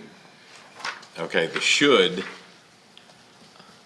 I find that interesting that it's a should. Where are you? 113 CIP, last Oh. one before IT study, should 46,000 be budgeted? I mean, isn't that an operational? Do you remember, Eric? Okay. Eric was around for the development of Belwood Fields, so, the water wheel was the source of great consternation. For our I staff thought you or handled for? that Did you read his comment well. comment? Yeah, Thank you, Eric. For their stuff, it sounds nice. The question I have is, Whitehall Road Regional Park is or is not being sprinkled? It's not being sprinkled, as part of, there's We not an under. encouraged them to support the funds to lay the Okay. groundwork for the All right. sprinklers, but I think other municipalities were not on board, so Okay, now so we're at that's the not water part wheel. of the Yep. project, so now there really is no other option. Yeah. And so my comment is not that it's not needed, it's, I just find it, Well, maybe have no Ferguson, maybe choice. Ferguson can pay for the water wheel since they weren't Eric, willing to and put anything the to, pumping money. I will give Pam some credit. They've been working on a potential creative solution to get a funding partner to help with the sprinklers for the two medium-sized fields. It would stay natural turf in the longer plan, but the fields that we're hoping would be artificial turf eventually will need the water wheels regardless. And I understand they're a little bit more automated, but not quite a Roomba sort of device. And yes, in order to keep them playable, especially if we have weather like we've had the past few weeks, we're gonna need the water wheel. And it's not our desire, but it's the best solution we have. and you'll need them for 2023. sure. Okay. All right, we'll I'm include that in there. Be friendly and funny. Add some humor to that. Okay, IT steady recommendations is a note. Yep. Long overdue. I would be comfortable with This it. is a high priority. Yeah. It should I'm be a comfortable super with high all of priority these, yeah. for all of Yeah. us. Absolutely. Yeah, I'm comfortable with all of Bob's comments personally.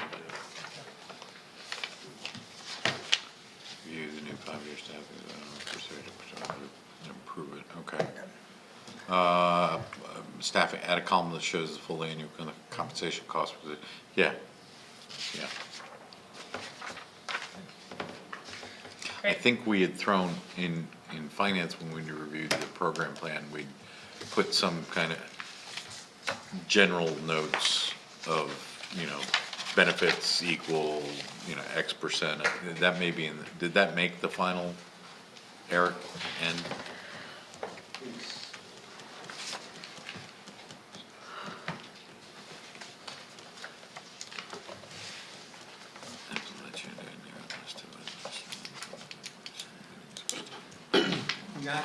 Not in the level of detail I think we were talking about in the finance meeting, but we certainly are getting feedback as to how we want to lay this out for next year with a little bit more detail, so it's a little easier to compare. And there's also, we're getting a number of suggestions. So this first year out, we hope to have a little bit more usable document and one that will give a little bit more of a crystal ball for the future. Okay, very good. We need to go back to staffing, the park staffing. What is our, if there was one position we were gonna fund, what would it be? We'll just go around the horn. Paul, do you have any? Between the resource manager and Across all the parks, the aquatic, the adult, active adult, the general parks. There's also a full-time Millbrook Marsh. Millbrook, yeah, those are the other one. Is there one, in reading that, is there one position that says, just screams at you, yeah? Full-time facility rental coordinators recommended. I didn't read the active adult center to being the same degree as, like, that's a part-time position, right? That's a 20-hour position? If I remember It right. says full-time. That they're I thought it was a part-time, that they're moving to a full-time. Oh, I'm for reading the the wrong active thing. adult. No, I'm not. I'm asking, I'm not telling. I'm struggling. to, like- 99 on page 10, should a full-time program coordinator for the center be hired in 2023, as recommended in the staffing study? Oh, okay, I was looking at the one before, staff the staff assistant. assistant Yeah. hours. Okay, yep. That one doesn't give, just to interject, that one doesn't give me heartburn because instead of 4 or 5 funding partners, there is an additional funding partner, which is the county. And I'm not sure what share the county, do you happen to know that, Eric, offhand? I don't remember the percentages, but we are in the middle of a 3-year contract, so we may not be able to negotiate more Right. for the first year of any additional position, but by the time we get into the renewal of that, there are more options.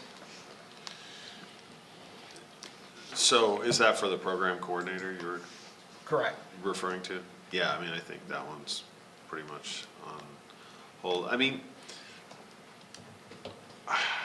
the one that jumped out to me was the summer camp program coordinator, because there are a lot of programs. I don't know what the need is, I don't know the staffing study, but that one kind of seems a natural one, because I think that's the one that I've probably interacted with the most, right, with my own kids. Sure. So that one resonated with me a bit, but I don't know how to evaluate that versus a natural resources supervisor, which again, might cross over into the municipal parks as well, which could be a big benefit for the individual municipalities.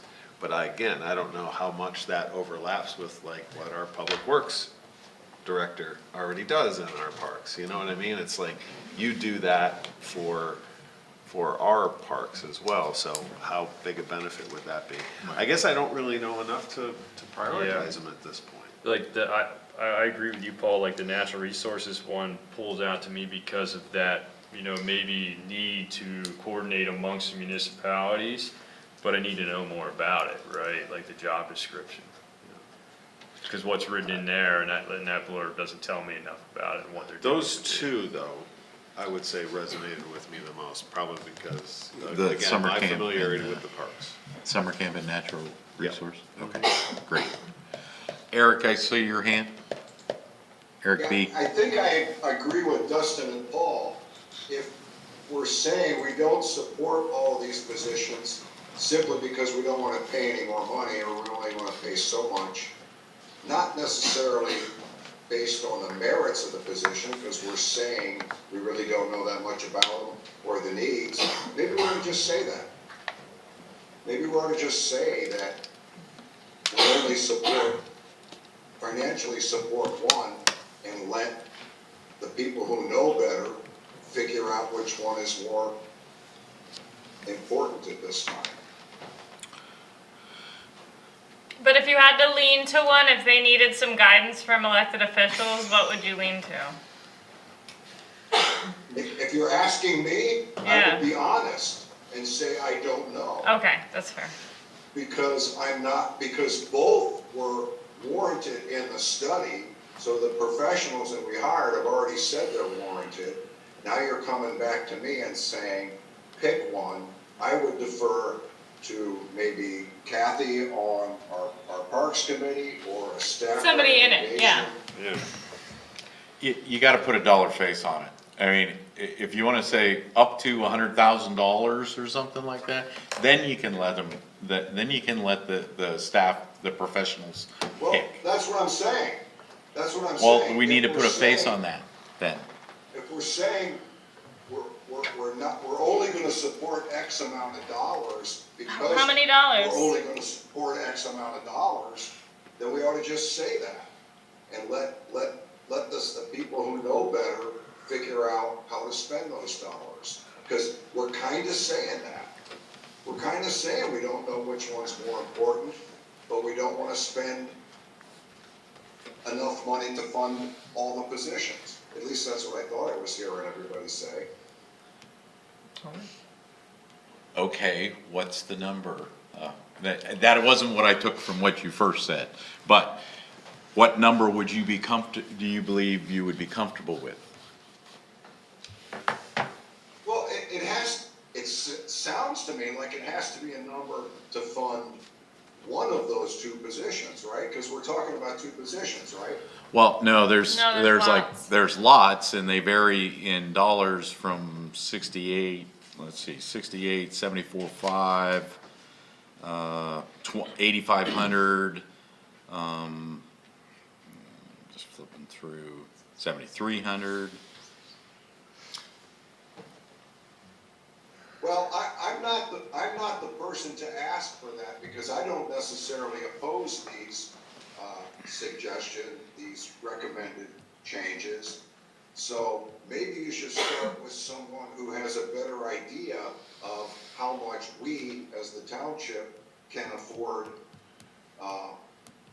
to spend, and that might narrow the field considerably, assuming there's differences in what it costs for each position. So are we asking what we would be willing as a township to contribute to this, or just saying the overall contribution that we should be allocating as a cog? Is that what we're asking for? Well, we know what our percentage that we're Yeah. gonna have to pay for all those positions is, it's 26.6%. Right, like, what's the pricing? That's our cost. Right. I mean, Does staff have any kind of recommendation, what isn't gonna break the College Township budget? 7.2%. No, I wasn't prepared for that level of detail this evening. I mean, we could go back and do a calculation. There are, maybe this is our comment. I mean, I'm kind of over it at this point. I think we would wrap Maybe this. our comment is there are a lot of positions being asked about, you know, College Township's willing to support a potential position or two, like, I don't, you know, we need more guidance and not so much ask. Like, that's the comment, it's a lot of ask. I get Pam's, I know what Pam's doing. She's like, I'm gonna throw it all out and I'm gonna get more than, you know, I would if I didn't, but it's stifling. Well, maybe the comment. Fill in the budget just in the 5% increase in the CPI, yeah. And plus 1.5%. cool. And on top of that, don't forget, you have like social security costs, you know, on the And it's additional every payroll. year. And additional costs that are benefit related, Well, because payroll's up. Well, so instead of just saying, yes, we gotta do the budget analysis, is that your comment? And we come back and say, hey, we have to do this analysis in depth, and we would urge the other municipalities to do the same, so we can actually come up with a realistic number. that we don't waste staff time pursuing something we can't afford, but, yeah. Because I could just throw out there, I say, well, I'd feel comfortable funding up to $120,000, and that gets us about two As a cog. positions, approximately, yeah. Not Yeah. as the town. But That's that's what I based was out of going. thin air, right? That's where all these Yeah. came from, you know? That's, I And said, that- you gotta put a face If you were on it. gonna force me, I was gonna be at 125, so. Yeah. Okay, good, put that. I support that, for sure, So moved. right. Okay. Let As them long come as some of back. it goes to the Active Adult Center. And I think that's reasonable, and some of these, like the one has some currently available funding for this year. Right. So maybe there's some offsets there Right. that we could dig deep and find. All right, let's try to wrap this up. Bob has supplied some additional miscellaneous.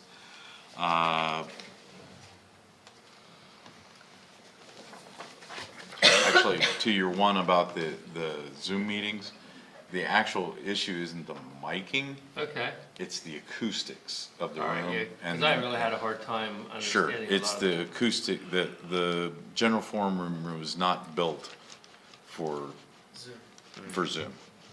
And the facilities coordinator ordered in some acoustic treatments during the pandemic that never arrived, and so now they just installed recently some on the walls. They still need to get into the vault. The vault's what's causing the issue, because you got the sound bouncing back and forth.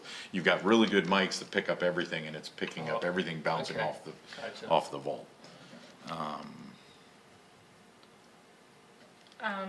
CIP, They look good to me. yes, I'd say an additional one might be, I do think potentially some of these non-emergency staff requests could be vetted a year out. and it's just, it feels like a lot to look at a blurb and say, yeah, Sure.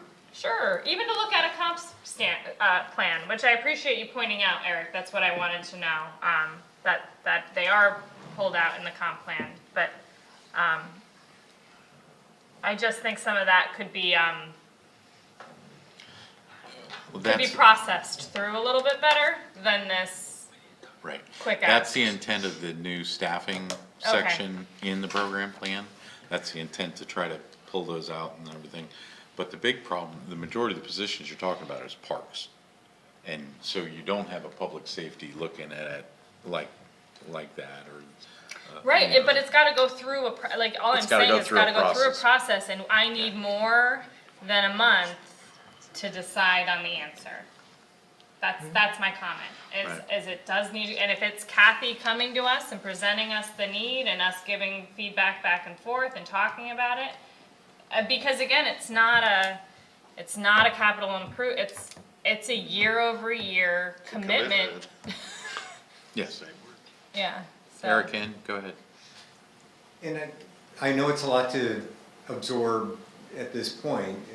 The staffing study was presented to a couple of committees, including the authority and HR in the spring.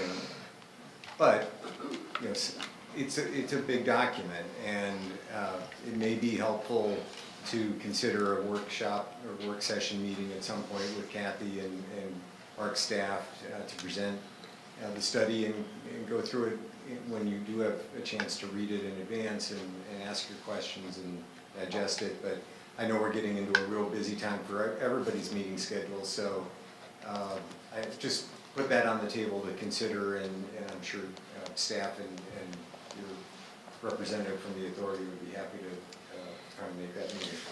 Yeah, so I mean, maybe I fell short on this and I didn't understand the process, but I thought when we saw it in HR that it would be seen, embedded further out, past that. Yeah, we're talking like spring to Yeah. summer. That's still a short amount of time. And then we end, and then. For this amount For of that changes. ask. For Yeah. that amount of Staffing changes. study, so Yeah, I yeah. just, and shame on me, I made the assumption that that staffing study would be further analyzed throughout other committees and even into the general forum. And something like these, again, I understand that there are situations where it's like, there is a serious need and we're, coming hat in hand, but that's not what a lot of these are, I think. Some of them might be, I can't tell the difference. The ones that aren't though, could be a note on the CIP to say, this need is coming, it's going to HR, just give us that. And then if I don't follow up on my research, that's on me. Right.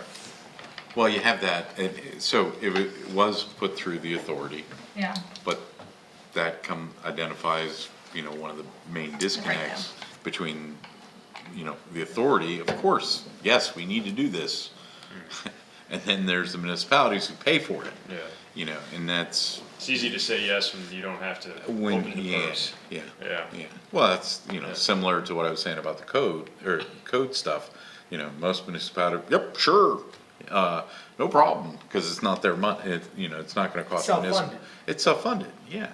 And that's how it would be if the authority was self-funded, then, oh, you want it, sure, different discussions, but now you're talking, the municipalities are the ones that's gonna have to raise the taxes to support that and everything, so. So that's just an additional potential I comment, got if that. people agree. You got it, okay, Okay. great. I'll do my best to put this together and circulate it for Great. council review. And we have to have that back to you, Eric, on, 15th, right?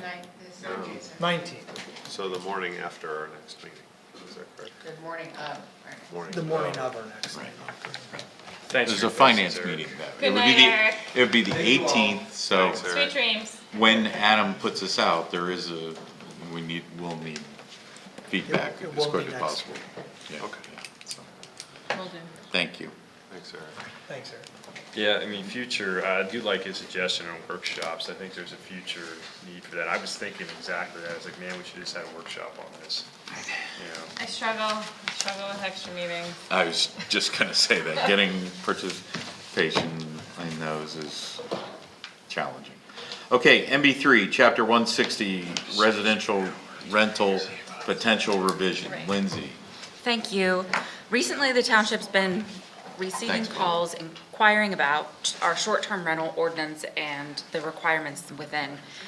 About 2 weeks ago, council had one of those residents who actually ended up withdrawing their short-term rental application after being informed that it will be denied for not being able to show the home as a principal residence, which is required for short-term rentals in the ordinance, but not for long-term rentals. So council requested the topic be back for discussion, which brings us to tonight. So it's been just over a year since we enacted Chapter 160. Staff's been having an okay time administering the ordinance. Mark indicated about 6 weeks or so ago that he felt that the ordinance was working and lessening the opportunities for investors to come in and buy up our affordable homes for football weekend homes. The calls, though, have been mixed. We had a few calls from people who just don't like our residency requirement or our owner occupancy requirement. We did have a call from a man this week who was upset that his neighbors are different every other weekend. And he was pretty upset, but asked what the township is doing. So I brought up Granicus to him, our host compliance software, said we're about to roll this out. And then I was able to get into the dashboard and look up the property that he was complaining, and it was a non-compliant property. So that was, so with that kind of put his mind at ease that we are taking the steps to work with these non-compliant rentals. The second call was from a resident who I believe is here this evening that wishes to turn one of his homes into a short-term rental. He was notified of the ordinance regulations, and we indicated that he could come to a meeting and discuss this with council. So I'll try to keep this short, but with the upcoming implementation of Granicus and the host compliance software, I don't feel that right now is an opportune time to open up the residential rental ordinance and make modifications. And I only say this because with the rolling out of Granicus, we're going to be able to better identify what is out there with our rentals. If we happen to have, a bunch of snowbirds, we'll be able to find that out with Granicus and then be able to further determine if any changes need to be made to the ordinance after we work with this software for a couple of months, 6 months to a year or so, just like we have with the ordinance. Then we can come back and reevaluate our definitions if we need to. But in the meantime, since we did have our solicitor give us the opinion of what residency does actually mean, and what proof that you would need to prove that you are a resident of the township. Primary residence. Yeah, principal residence, yeah. So we have that in our back pocket, and we can memorialize that, so when someone comes in and, we can just give them that proof, or, tell them what the proof is required for residency. And so also considering some of the other things that we do have going on, like the RFQ and the new committee that we're putting together and the Dale Summit Area Plan, and the implementation of that, I just feel like that we could take a few more months just to see what Granicus tells us what we should do more about short-term rentals. Lindsay and I had some conversations about this, and I support that conclusion. I'm not comfortable at this point in time, given the fact that we're just getting underway with the actual utilization of our Granicus program, about making changes to the program right now. I think that all of our ordinances are living documents. They all need to be modified over time. But I do think that we need to allow some time for this to work. and for us to utilize the tools that we have invested in so that we are able to compile an appropriate amount of data to be able to bring back to council to make a solid recommendation. Short of doing that, we run the risk of opening it up every time that there's a question about or an uncertainty about a particular situation. And I think at this point in time, it would serve the township best if we made no changes at this particular juncture. Not that there won't be changes made or could not be changes made, but at this particular time, I don't think it's necessarily in the best interest of the township to consider that. But what you have in front of you is essentially a list of a variety of options and areas that you could explore as a council on this matter. But, given the hour, we are cutting to the chase here for you as far as the staff recommendation. So I know I didn't put some of that into the memo, but just in the past few days, working back and forth with Granicus and talking with the borough, because they're going through the same process right now. There was an article in the Gazette today. I don't know if anyone saw that. So that was, we're pretty much on the same page as we move forward, and we do have options down the line. But as Adam said, I think we both agree that this is not the best time. So. Okay. Thoughts of council? Can I ask a question? Of course. With the Granicus software, can they go back and give us historical data as well? Or is it like you start on, say, September 1st, and then we have to wait a year to get a year's worth of data? So Granicus allows us to click on any non-compliant property in the township, and it tells you each time, it gives you a timeline of activity. So we know, for this one I just clicked on now, we have a listing back from April 4th of 2022. Their last listing was June 20th, or their first listing was June 20th, 2019, and their last listing was April 4th, 2022. So yes, we can see a history. They also take screenshots of the postings on the different platforms. So yeah, we do So see it a goes history of back, that. say, 2 or 3 years? Yeah, it looks that way. So we could go Actu- back and, we don't have to wait a year necessarily in order to do this. And to be honest, this is where it's coming from. I mean, I think we were presented with a pretty compelling scenario. And I think we have a responsibility to try and be as responsive as we can when those things come up, because I do think that particular example didn't violate the spirit of what we were trying to achieve with our ordinance. We were trying to, prevent investors who are not residents here. We didn't quite know what we wanted to define residence as. Is 6 months a principal place of residence, So that's, I just really, I don't want to kick the can down the road because it does feel urgent to these folks. I mean, it's a significant investment, and it could be, a significant barrier to some folks. So I'm glad to hear that it won't go back that far. I would be in favor of reviewing this as soon as we reasonably can. Okay. Carla? Yeah, I mean, I'm certainly sympathetic to the situation and to the time and to the amount of hours these people have sat through this meeting. I've struggled myself. That said, I do feel that we passed a strong, good ordinance that was to the point.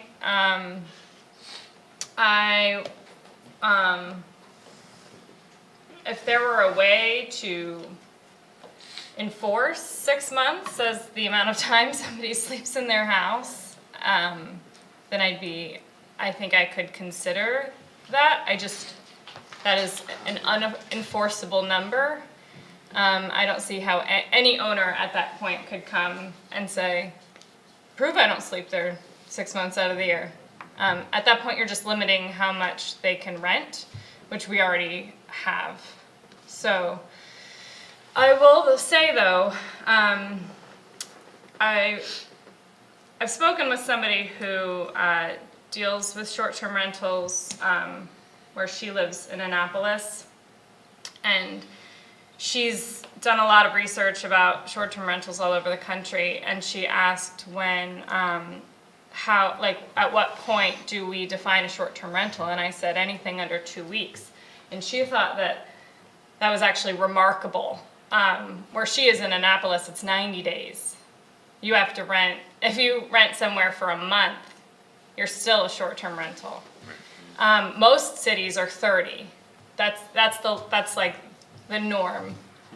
We're 2 weeks, which is really, again, I brought this up last meeting, which I believe helps this situation. It's not as easy as the football weekend Airbnb, but it does actually fit a need in our community, which is the 2 weekers, the 3 weekers, the 1 month traveling nurses. There are websites out there that compile traveling nurses for one. I actually think that the township could put together maybe a resource list for these types of situations as to where to post their home for these kinds of rentals. So I don't think it's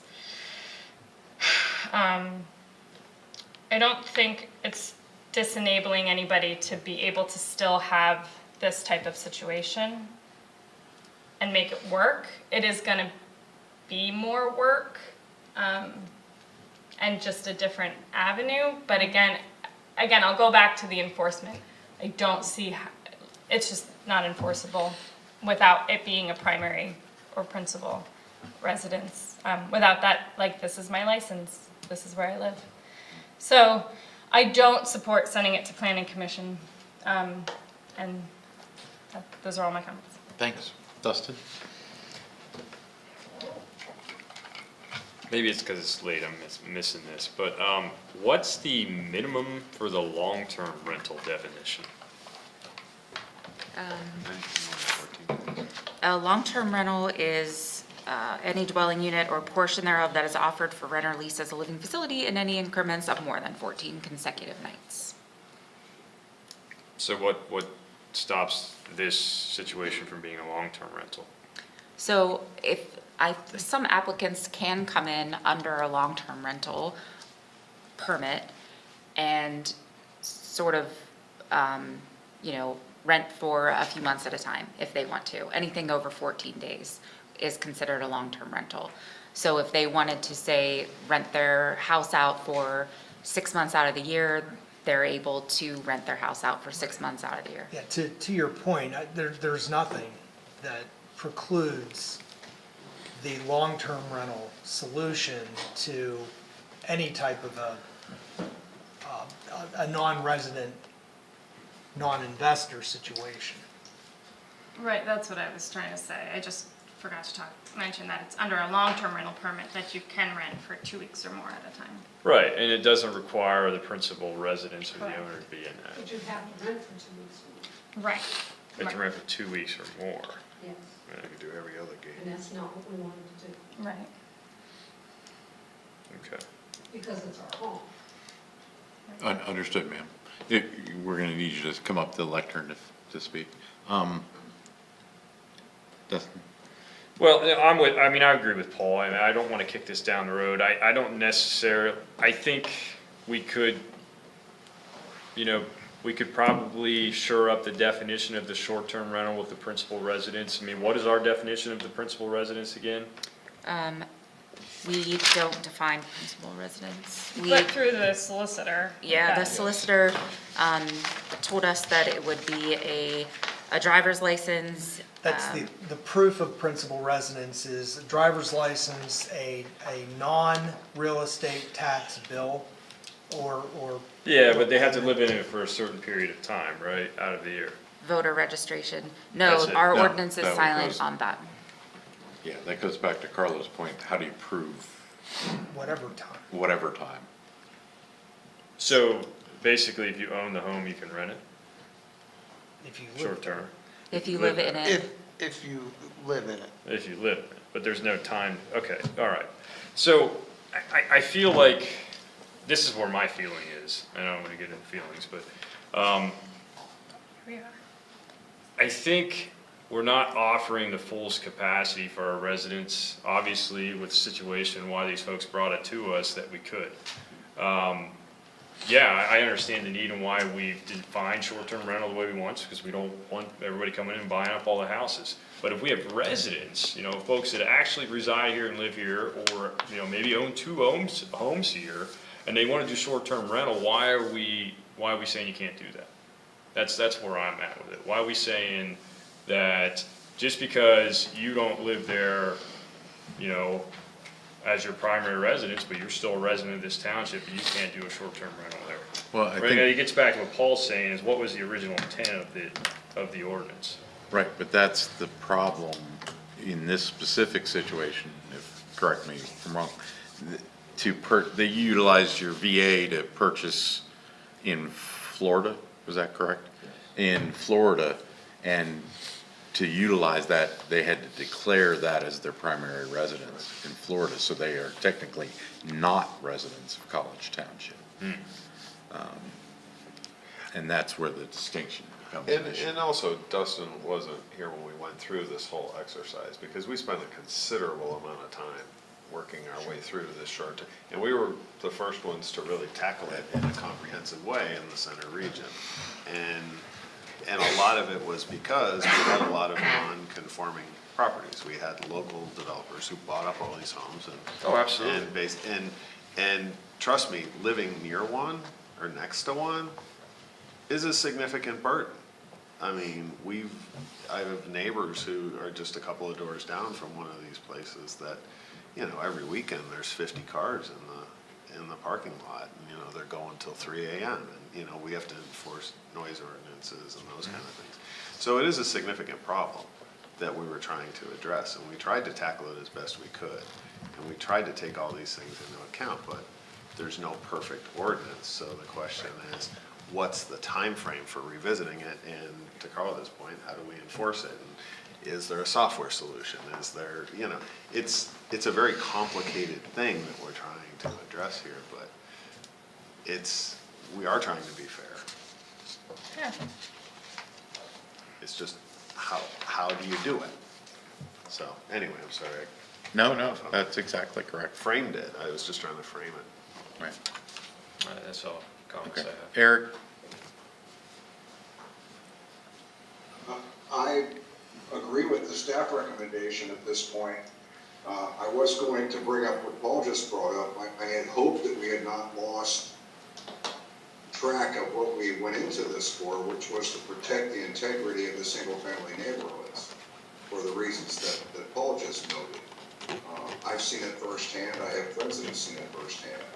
We're trying to prevent somebody who lives in Florida from renting their house out and buying a property in the midst of a single-family home development and renting it out to different people every 2 or 3 weeks. I think we're all in consensus, I believe, that that's still was the intent and should be the intent? Or am I seeing a shift in? No, that was the intent No, and that is was the the intent. Okay, good. Then, regarding the staff recommendation, question, the person who withdrew the permit, the application, was it because they didn't meet the definition of a 6-month resident? They did not meet the criteria required to be a principal resident.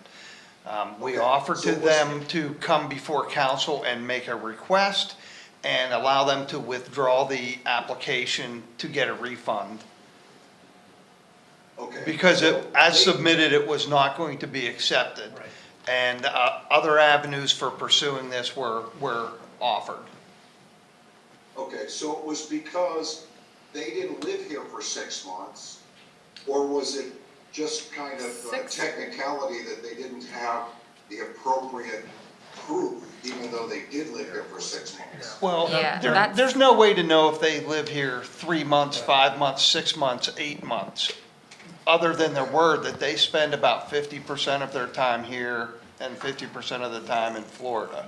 That's not But even. the residency requirements to meet the technical requirements, they do not meet it because none of their driver's license, voter registration, tax, nothing comes to this address other than utility bills. Okay, so that's the exact situation we're trying to prevent with this ordinance, correct? Well, that's Yeah, up to, I mean, to they're council's, Okay, one at a time, folks. yeah, that's for council to cast what exactly the Sure, intention sure. was. Sir, please. Okay. And Yeah. if you would share your name, hold up, Eric. Yeah, Eric, I'm Malcolm Morris, and I am the person that we're talking about here. And we've been long-term Center County residents for over 40 years. We retired, moved to Florida a couple of years ago, and decided we wanted to come back and spend a good part of the year here. We still have kids and grandkids and friends and everything here. This home, by the IRS definition, is classed as a second home. It's not classed as an investment property. That was one of the questions we were asked, is if, do we have any other investment properties? No, we don't have any investment properties, other than the fact that any property is an investment, I suppose. But, so yeah, I am the guy from Florida who is, comes up here and lives here part of the year. 180 days, probably not. It depends on the pandemic and what else is going on. Some years it's gonna be more, some years it's gonna be less. But as was mentioned, I had to make Florida my primary home because of the VA. But, and if it comes down to it, if a driver's license is required, one of us can make this our primary home and get a driver's license here. It doesn't change anything. It doesn't change how much time we spend here. It doesn't change that we still live part of the year in Florida and part of the year here. There is no 183-day requirement to be a resident. If you had 3 homes, you could never be a resident anywhere, if that were true. So the requirements that were put forth were a driver's license, and it's an expensive thing, it's a headache. We can change it for tax purposes or whatnot, but yeah, the reason it was withdrawn was we were told it was not going to pass, and so we withdrew it, to answer your question. Eric, Okay. follow-up questions? Yeah, so even though on paper, you're the situation that we were trying to prevent, you're not. Yeah, I don't want to be You're that somebody- person. You're somebody who lives here and has a vested interest in the quality of life in the neighborhood and all of that. You just happen to fall into the category or the definition that we set. I look like the bad guy, I know that. Yeah, and that's Right, what I was trying to say, Eric, right? The This is a situation's situation, different. obviously, that we didn't anticipate in setting. Our intentions were noble, but, And my intentions are not bad. yeah, so we have to try at some point, maybe not tonight, but at some point, we have to probably try to find some wording or whatever that allows for your situation to exist while still maintaining the integrity of what we were trying to accomplish, with our initial efforts. And I understand the difficulty of it, and I understand what you want to put forth and what you want to do, and I'm 100% behind you. I don't want the guy you think I was Right. you know, renting the house next to me. Yeah. But I don't have a good answer for Right. how we get there either. Well, it sounded like you had some interesting, creative thoughts on how you might be able to do that, so I'm hopeful on that. Yeah, perhaps, but again, like I said, it doesn't change Right. it doesn't change anything. It isn't gonna change how you're gonna live. You know, that's how you were gonna do it in the first place, and, yeah, got it. Sir, please, you've been kind enough to stay with us like our I'm Pete folks back Schemp. there. I've been a resident of Center Region for my entire life. But, 60-some years in Harris Township and 10 in Patton, but, I have a farm out in Linden Hall. I have a rental property in Edward Street here in your township. And I just acquired my in-laws' house across the stream here in Puddintown. And it's still full of furniture. We haven't figured out how we're gonna get rid of it, but I wanted to do a short-term rental and found out in accordance with your 160 that I had to live in the house in order to rent it as short-term, which is the same as a bed and breakfast in my opinion, but yeah. And I'm not living there, but I wanna rent it, and I don't see why I can't. You know, I mow the lawn there, so why can't I rent it as a short-term rental? You're looking for an answer? Yeah, Well, sir, we made an ordinance that restricts short-term rentals to people who live in their house because in our municipality, we have a lower housing stock of affordable homes than we would like. And houses were being bought up specifically just to rent, short-term. I understand that, but So the question that we're faced with these people here and you, is how do we tell the difference in intent? And it's not an easy answer. I mean, why not make it, you have to be a resident of this center region?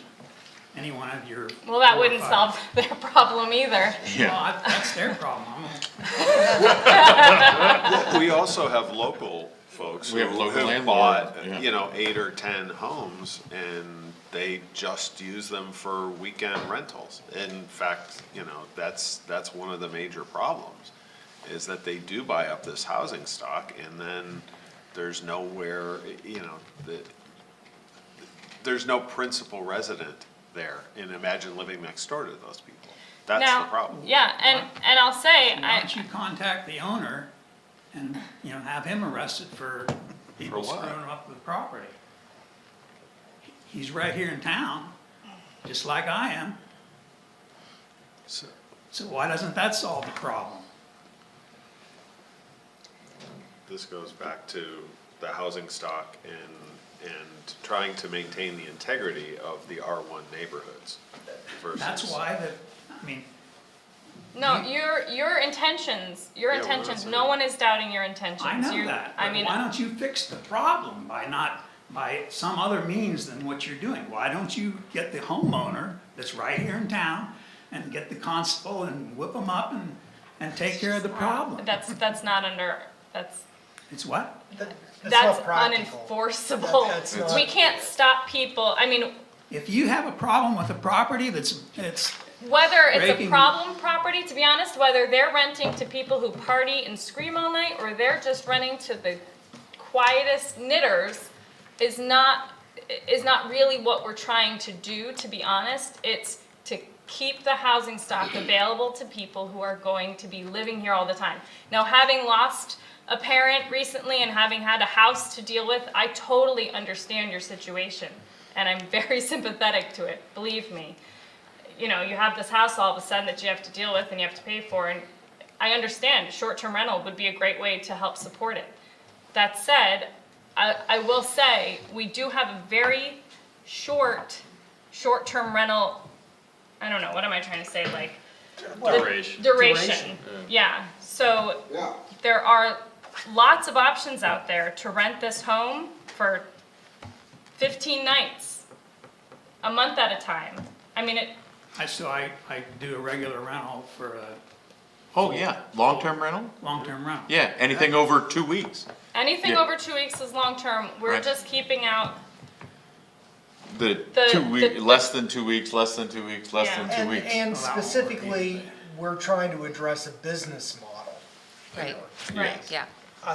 That is one of the primary reasons behind the way that the ordinance was constructed, was to address a business model that's being employed in terms of either single individuals or corporations acquiring one or more units in a municipality and making a business out of short-term rentals. That is the primary thing that the ordinance was constructed to dissuade, was that particular business model.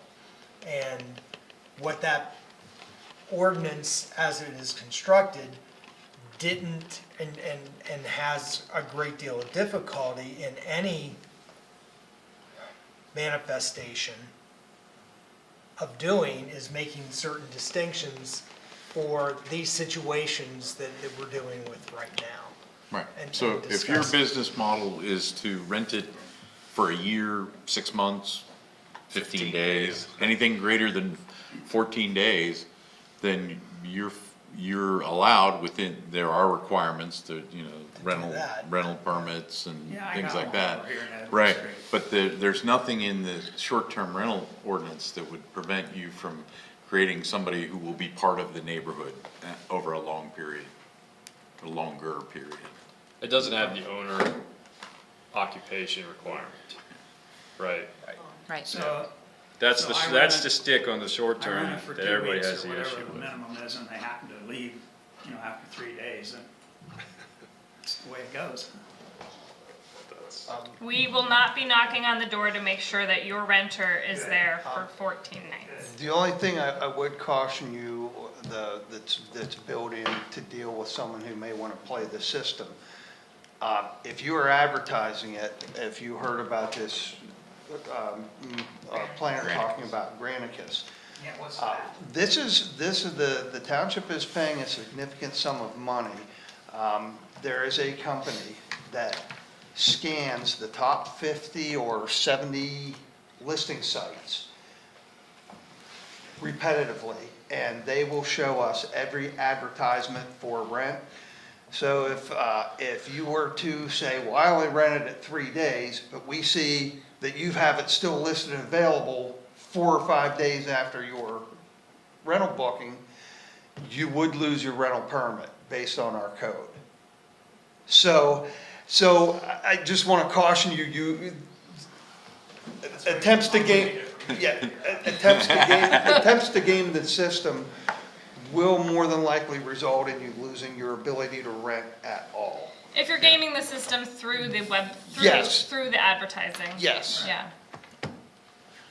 So, if I may, the owner occupied is the one that gets me, right? That's the stick that's the issue with both parties here. And that's what gets me, and honestly, I go back to some things that I'm like, how much can we infringe on property owner rights here? Because I feel like we're kind of hinging on that a bit, and that's just, that's my opinion.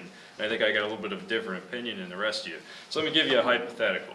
Say I, according to code, and I have everything done properly, and I have a room above my garage. In my garage, detached garage. I don't occupy that room, but I live in the house in the same property as that. And you're telling me that I can't do a short-term rental on that because I don't occupy that? That is an Called an accessory attached dwelling dwelling unit. Yeah, you can Under do our that. code, that would be an accessory dwelling unit, and you are permitted to rent that. Yeah. Okay. Now, On a under our short-term code, you basis. could not rent short-term your accessory dwelling unit and short-term your house. You may only have one rental One at a time. on the premise. Okay. But it would not preclude you from doing that. Okay, now here's another hypothetical, and I did this before this ordinance came in. Okay. I bought a house, and I still own my previous house, and I rented that previous house out for short-term rentals, but I was no longer living there because I had moved into my other house. And I rented it there for that period of time until I sold that house. And you just told us you didn't get a permit, It was before this ordinance was Before written. this went in. but there were still permits required. No, just it so you wasn't, know. it was before that. Okay. So, Say when. it was before that. Okay. Yeah. So, according to this ordinance, I could not do that action. Did you Correct. run it for less than 15 days? Oh, Yeah. Absolutely. Correct, you're right. Yeah, Then, by the- yes, you couldn't- under the current ordinance, you could not, yes. So, I mean, I just can't, I can't support this ordinance as written, and I'd like us to, I mean, that's my opinion, I'd like us to look at a different way to kind of go about this, because I can't get past that owner occupied. And I don't know how, I mean, I don't think, and I think everybody's right, I don't think it's an easy solution.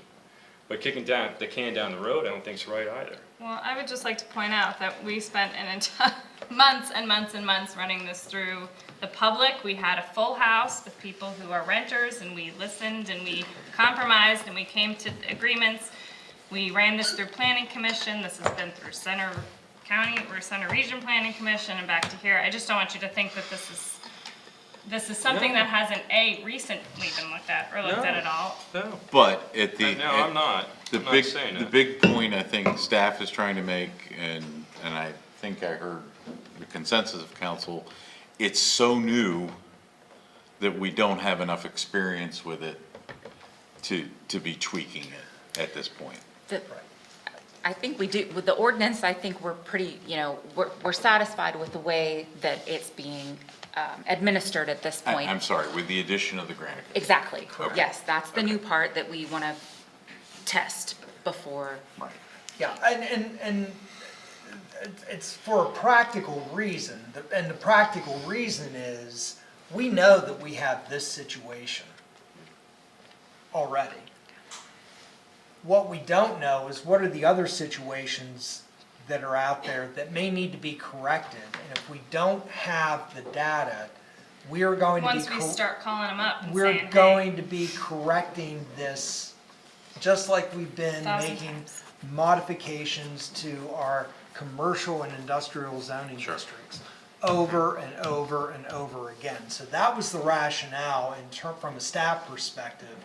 We need a little bit of time to work with Granicus to make sure there are not additional blind spots in the existing ordinance that we've yet to discover before we start to address this. Otherwise, it's going to be piecemeal and it's going to be very reactive. I would much rather bring back, kind of a comprehensive solution if we need to have one at some point in the future, once we know if we've uncovered any of these other issues. So let's put a face to that. What's a reasonable after implementation? I would say 6 months from when our first notice from Granicus goes out, which is sometime in the next week. Yeah. So six months. Okay. Why is it taking so long to get Granicus off the ground? because it took a lot of time to get our ordinance worked into them. Yeah, they had to input all of our regulations into the ordinance, into the software, and, we did a lot of training with them just to make sure, we had to give them all of the assessor data we have, so it was a process. And, they had some staff turnover too, and, that's something we couldn't really control. It doesn't help the folks that are in this room right now. It does not, and I feel for the folks in the room, and 2 years? It was adopted 2 years ago. No. 1 year. 12/3/2020. The ordinance was Yeah. adopted, the implementation with the Granicus, we only Was a funded the later budget. Granicus, to begin this year. Okay. That's I- still I- a long implementation. The only thing that I would say relative to the time of the original adoption of the ordinance until this point in time, it's been on the honor system in terms of people reporting that they are doing short-term rentals, which is why the Granicus system was necessitated, because Absolutely. we had less than 10% of all of the rental units that were being short-term in the township were actually in compliance. So, Eric, do you concur? I think you'd already indicated you supported the staff recommendation. I hope you folks can understand the dilemma we're in. We certainly, this will be coming back around, as we saw 6 months within Granicus. Your situation will clearly be of discussion in that, but I don't think we have a solution for you this evening or prior to that. Sir, if you had something, please go up to apologize. That's one of the lovely things of being on CNET is that, Since I'm a permanent resident of this area, yes, how about an exemption, apply for an exemption? So this cut and dried, you have to live in a house. We do not have any of that worked into the ordinance. I know that. But right. how about working So something we, in it? we could take that into consideration at That's the another 6 note. month, but as another note similar to the folks back here. But at this time, we're not gonna take any of that action. Yes, we just do it our own way. So as I'm clear on the 6 month, is that looking back at 6 months worth of stuff, or are you looking 6 months into the future? 6 months. Forward.